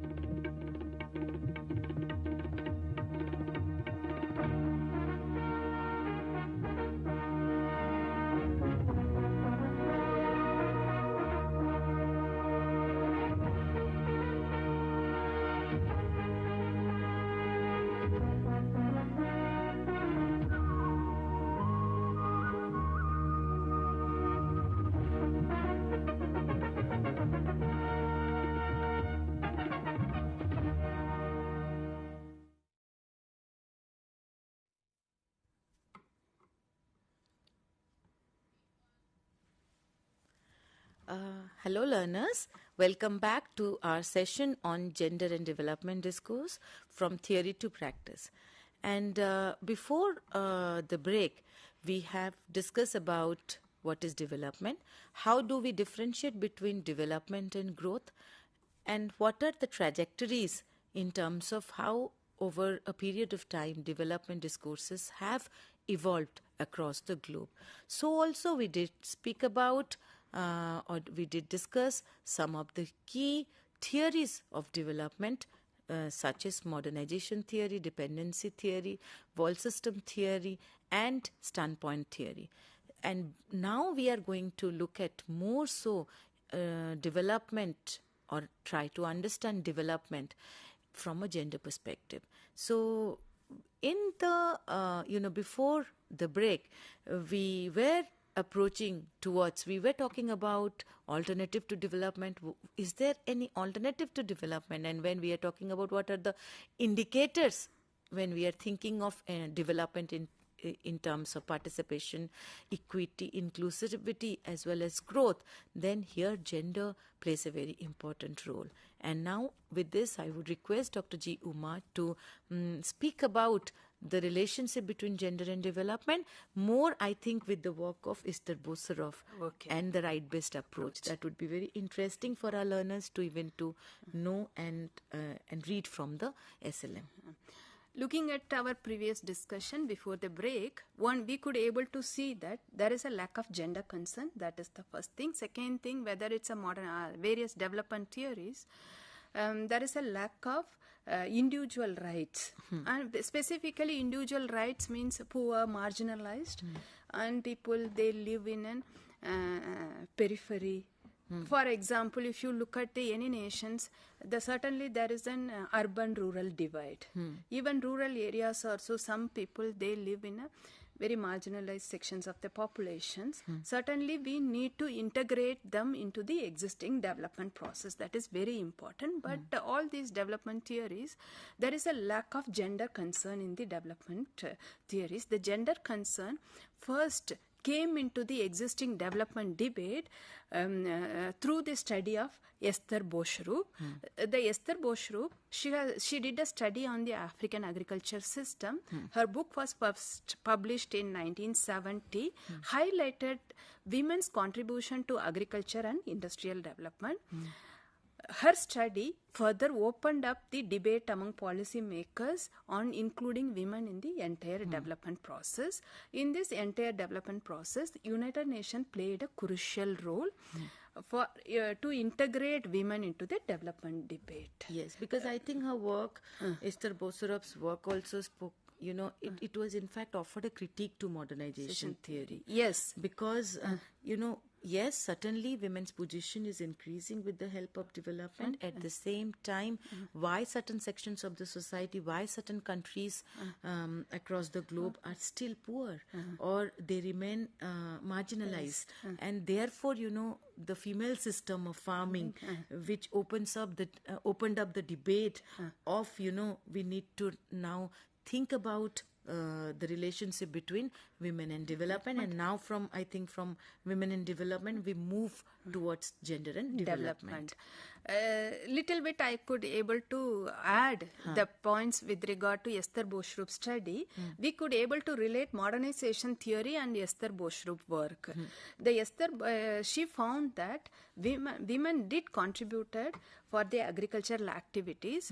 When the colonizers, they have colonized many African countries, they have introduced the modern equipments, technology for the agricultural activities. Since the male are literate and they could able to learn the technology very quickly and they could able to adopt it, then once they introduced the technology, they started cultivating cash crops instead of food crops. Earlier, the women usually they grow the food crops that has address the food security of the women, children, marginalized and elderly on the community also. At the community level, they could able to. Once they shifted the crop from food, cultivating crop from food subsistence crops farming to cash crop. Cash crops, the women, they not only lost their land rights, it directly affected the food security of the women and the marginalized communities. Even it threatened the entire community's food security. So after looking at the Esther Bosarov's work, the development theorist, feminist economist, they come to know that the women, they did contribute for the agricultural and other economic activities, but their contribution is not recognized or remain invisible also. And it is not valued also. And also counted. It's not counted. So after this Esther Bosarov study, the UN declared UN Decade for Women in 1976 to 86. which marked the era of inquiry and development. So why the half of the population in the world not part of the existing development process? What is the main reason? How to integrate the women into the existing development process? That debate was emerged from 1976 onwards. So the first international conference was organized by the UN in 1975 in the Mexico City. There, the feminists, they have proposed the women in development approach. In the women in development approach, they assumed that lack of economic opportunities made the women to get marginalized. So it is important for the governments to formulate necessary policies and programs. Every government, for that matter, to formulate necessary policies and programs for the economic activities of the women. So the WID approach provided the space for the government to formulate certain policies to integrate women into the existing development process. But after 10 years of implementation of WID approach, the feminists, they realized that it did not bring expected changes in the lives of the women, because already the women are part of the development process. The problem is that it is not valued and it is not recognized. That is the problem. So alternative to the WID approach, like there is a development of the women and development, gender in development, and gender and development. Here we need to concentrate on the gender and development approach. In the gender and development approach, it was emerged in the 1980s as an alternative to WID, WAD and GID. And this gender and development approach, it has a root in socialist feminism. It tried to bridge the gap left by the modernization theorist by linking the relation of production and reproduction and taking all aspects of women's life. Even the women, they did contribute for production and reproduction also. Reproduction is not only about bearing of the children, rearing of the children, elders, ensuring the food security. Even household food security, taking care of the animals. And when there is a crisis, there is a male out migration. And then who will be, even increasing female-headed households in South Asia and other countries also. Yes. So these issues also we have to take into account when we are talking about gender and development, GAD approach. Yes. So socialist feminists have identified socialization of production and reproduction is the primary reason for the women's oppression. So the GAD approach focuses on the existing social relations and gender relations, and they started questioning the roles given to men and women in different societies. Why the certain roles were assigned to the male members, why certain roles were assigned to the female members. Okay, they found that the existing patriarchy and socialization process is the main reasons for oppressing women. That is the main reason. So that we need to address the patriarchy, how the patriarchy operates through various social structures in the social society. Institutions. Yes. I think family, caste, class, community, market, even market. Yes. So through social institutions, how are we going to address this? Because in WID approach, I think probably the welfare measures were taken into account, where women were only been seen as beneficiaries of different welfare schemes. Yes. So even if then the passive recipients, it did not alter the existing gender relations. So the GAD feminist, specifically socialist feminist, they realized that it is important to alter the existing gender relations. Like for example, there are some extraordinary women. They did participate in the socio-economic and political life. The primary concern for the GAD approach is the reasons for women's oppression and reasons for assigning secondary roles for women in all societies. So the socialist feminists, they combine the analysis of the Marxist feminist analysis, patriarchy, and they try to address the women's concerns. issues. Okay, so GAD approach specifically it talk about women's concerns, but they clearly talked about we cannot bring changes in the life of the women in isolation. So we need to consider the social construction of gender and the assignment of specific roles, responsibility to the men, women, and the society's expectation from the, what are the society's expectations from male and female. But this is specifically the GAD approach emerged from socialist feminist and Marxist feminist. But the radical feminists, they did Consider little females' solidarity. And consider females exclusion. They are not accepting the socialist and Marxist feminist position with regard to GAD approach. I think with the GAD approach also, certain concepts were also which were part of the academic discourse of gender or women's studies during those period. Then also these concepts started to emerge and discuss and also define in the development discourse. Certainly what is gender, how do you understand gender dynamics, Yes. what is gender role, gender stereotype, access and ownership over resources. Yes. Those terms were never And gender analysis, gender mainstreaming, gender sensitive policy making. These are the certain concepts emerged during the this entire theoretical understanding. These concepts were part of the GAD approach during that period, 1980 onwards. Like for example, as you have said it, production, reproduction.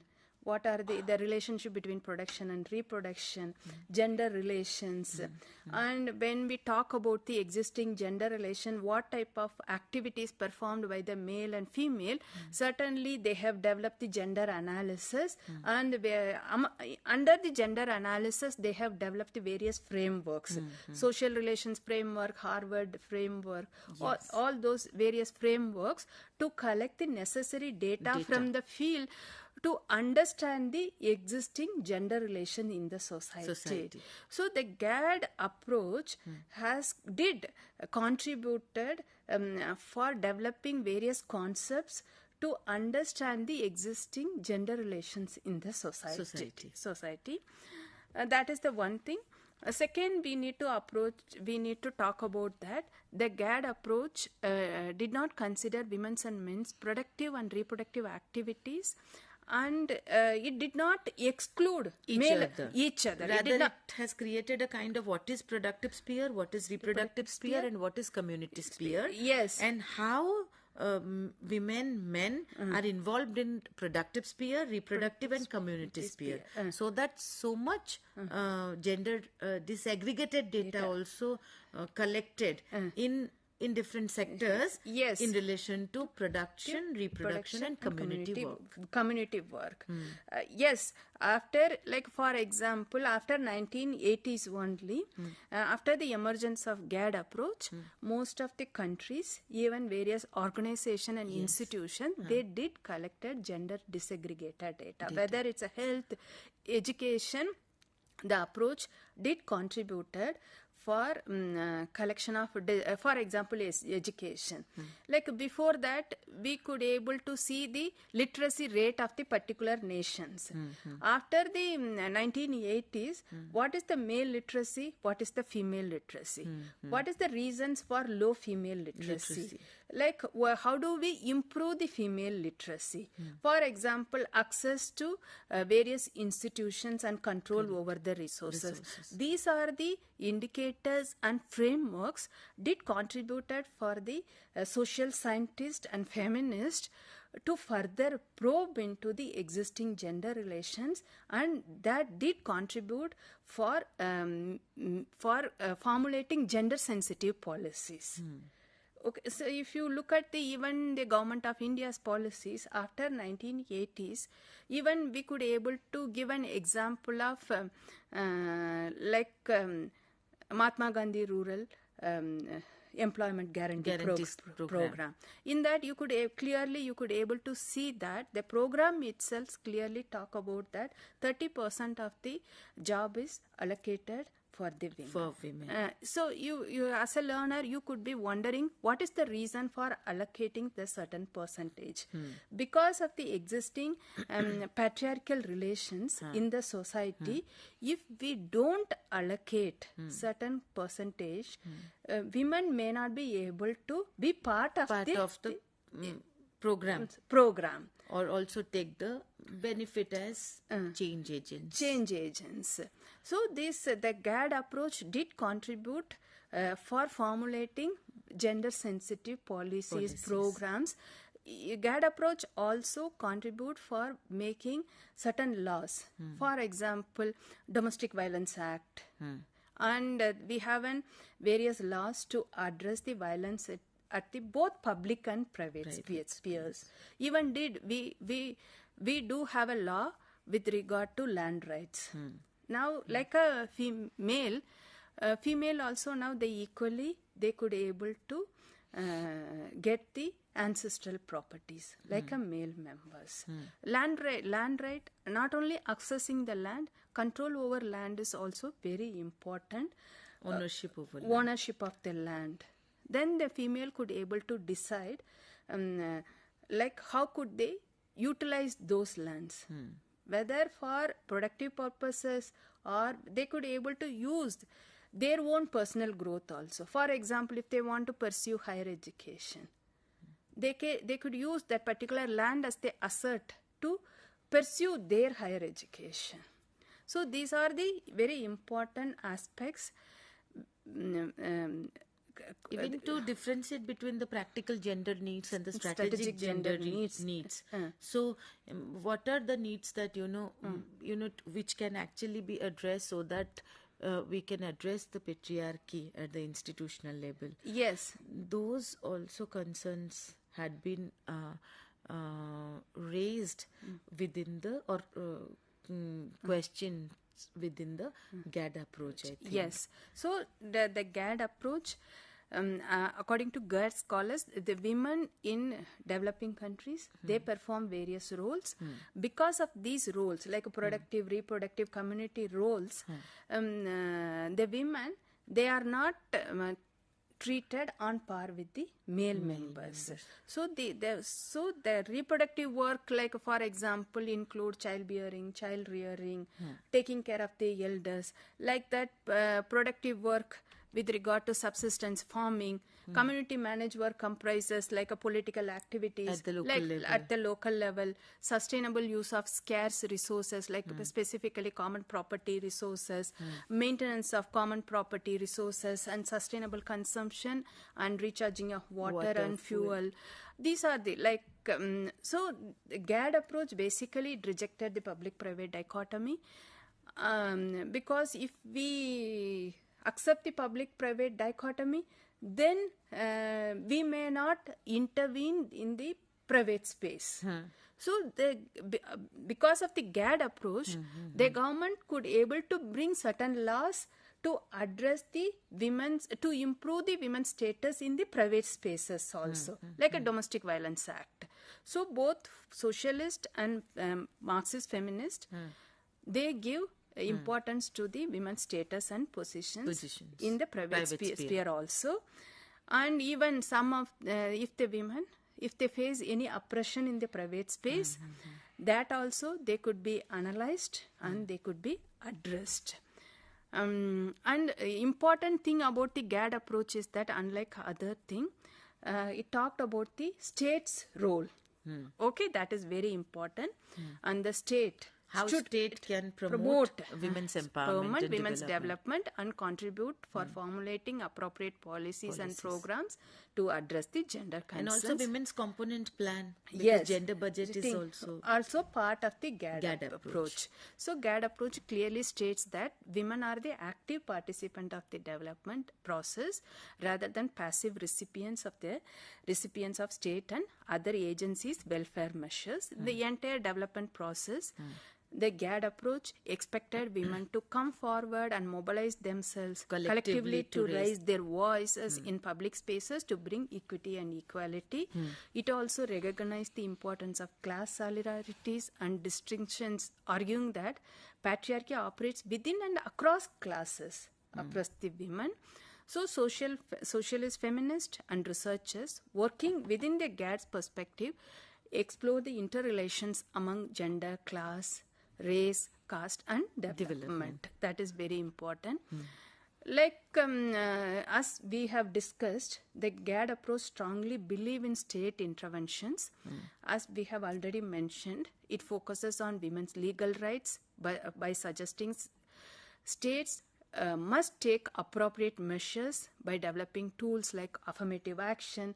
Because of the affirmative action only, the state could able to formulate necessary policies to provide reservation at the local level. Now the government of India has brought the law, Women's Reservation Bill to provide reservation at the parliament and state assemblies. That is the affirmative action, gender mainstreaming and gender analysis. These are the things already we have spoke about it, gender auditing and budgeting to integrate gender issues in policies and programs. It has also stressed the importance of increasing women's percentage in all legislative bodies. Because of legislative bodies like a parliament is the very significant institutions to make appropriate policies and programs. It is important to increase the women's reservation bill. Then only whatever the policies, programs, laws the parliament make, it certainly those policies, laws, programs reflect both genders and other genders' concerns also. That is the main objective of increasing women's representation in various legislative bodies. That is also very important. And the GAD wanted to re-examine the existing social structures and institutions and the changes to be brought in existing social structures and institutions. For example, family, market, and various social structures and institutions to bring gender justice at all levels, in all structure and institutions. Thus, we could able to shift the power relations and we could able to bring equity and equality in every institution at every level. And it also talked about the commitment of states and other agencies to bring structural changes in the all levels. By looking at this discussion, we could able to come to the conclusion that this GAD approach, it is part of the existing feminist theoretical understanding. Specifically, it has emerged from socialist and Marxist feminist theoretical understanding, and the radical feminists also they critiqued and they were contributed for this GAD approach. As we have already discussed, the approach has emerged in 1980s. Then 1990s onwards, or in the early 2000, we could able to say that based on the GAD approach, you could see that gender transformative policies and programs in different countries, and it became part of the higher educational institutions. The institutions also start developing different programs, academic programs at the level of the postgraduate levels to bring gender sensitivity among learners and policy makers to make appropriate policies and programs. So it is through the finding a new ways, the GAD approach certainly has provided new ways of working with difference and expanding the possibilities of building appropriate forms of solidarity. And also appropriate affirmative actions can also be taken up to bring gender justice in the public spaces as well as private spaces. and also across institutions and labels. Yes, yes. And also here we can conclude that, like in this session, we started the discussion with defining development, differentiating between development and growth. Then we spoke about different discourses of development, and finally we are concluding with the discourses with regard to gender and development. So with this, we thank our learners, and we may come up with new concepts related to the program MA in Gender and Development Studies. Thank you. Thank you.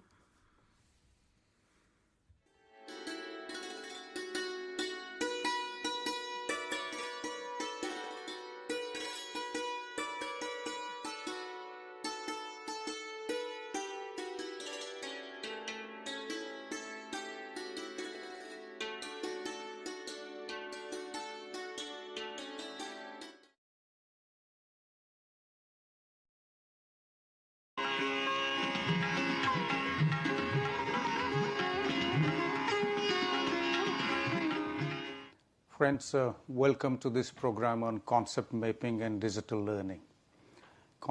We will look at concept mapping as a technique to best represent curriculum, syllabus, teaching, learning, even assessment, and to what extent concept mapping would facilitate digital learning today through networks, through online learning, e-learning, and so on and so forth. As you see on your screen, concept map got developed after the heuristic theory came into, and especially the Bloom's taxonomy of educational objectives that were propagated by Benjamin S. Bloom and colleagues. And gradually, the cognitive, psychomotor, and affective domains of learning got established in teaching learning in school and college and university education in almost all disciplines. Side by side, as a parallel development, besides many such facilitative mechanisms which could facilitate to organize curriculum, to design syllabus, teaching learning of topics and subtopics, process of teaching learning, use of media and technology, and finally to design and develop an assessment rubric for student assessment, both formative as well as summative. All these were facilitated by many such developments, and one of such developments is a concept map. As you will see that Professor Joseph Nobeck at Cornell University in the 60s gave this idea that the concept map, by drawing concepts or map of concepts, linkages of concepts would in different ways that we will see in this program, would facilitate teaching learning better than what it would be otherwise. So what is a concept map? It is a technique for representing knowledge in graphs, networks of concepts. Various concepts, if they can be joined together, they can be graphed together through varieties of processes and representations that we'll see in this program. Therefore, the concepts and their networks connected through what is called a concept map, they would best represent the organization and representation of knowledge, which will facilitate the students and teachers as well as the evaluators in visualizing how best learning could take place, or how best instructional design could happen, and how best the learning goals could be achieved. What is a network? The network is a nodes and links. These are nodes and links which best represent a network. What a network has to do, the network has to generate ideas through brainstorming, etc. They have to design a complex structure, say long textbooks, hypermedia, large websites. This is a complex structure. Communicate complex ideas. So through this network of concepts, that is a concept map, they would facilitate design a complex structure. They would communicate complex ideas. They would be able to aid learning by explicitly integrating new and old knowledge, and therefore concept maps would facilitate that. We will see in this program. And finally, concept maps would facilitate assessment of understanding or diagnosis of misunderstanding, and therefore diagnosis of misunderstanding and therefore intervention through specialized programs to enhance learning, or to assess understanding and learning from time to time through formative assessment, and at the end of the semester or end of the year through through summative assessment would facilitate teaching learning better, and concept map would facilitate all of these that you see on your PowerPoint. What is a concept map? When David Alswell developed this cognitive system into existing concept propositional framework held by the learner. So the learners, through developmental stages, as you would have seen in Piaget's development, most of the learning which takes place through recognition at 0 to 3 years of age of the child, and when gradually the learner develops, with Piaget's theory of development, he is through developmental ages of learning at different stages, childhood, adolescent, youth, and so on and so forth. And as much as a child grows, by growth and teaching learning in schools, colleges, university, family, and elsewhere, with peers also, that the existing concept propositional framework that the individual student has, that would enhance by assimilation of new concept and propositions. So therefore, Ausubel's theory would talk about that how best the existing conceptual understanding of individuals and individual students and children could be connected with assimilation of new concepts, and how this new concept acquisition would further assimilate within the cognitive structure. That cognitive psychology of Ausubel was further facilitated by the application of the strategy or the technology of concept mapping.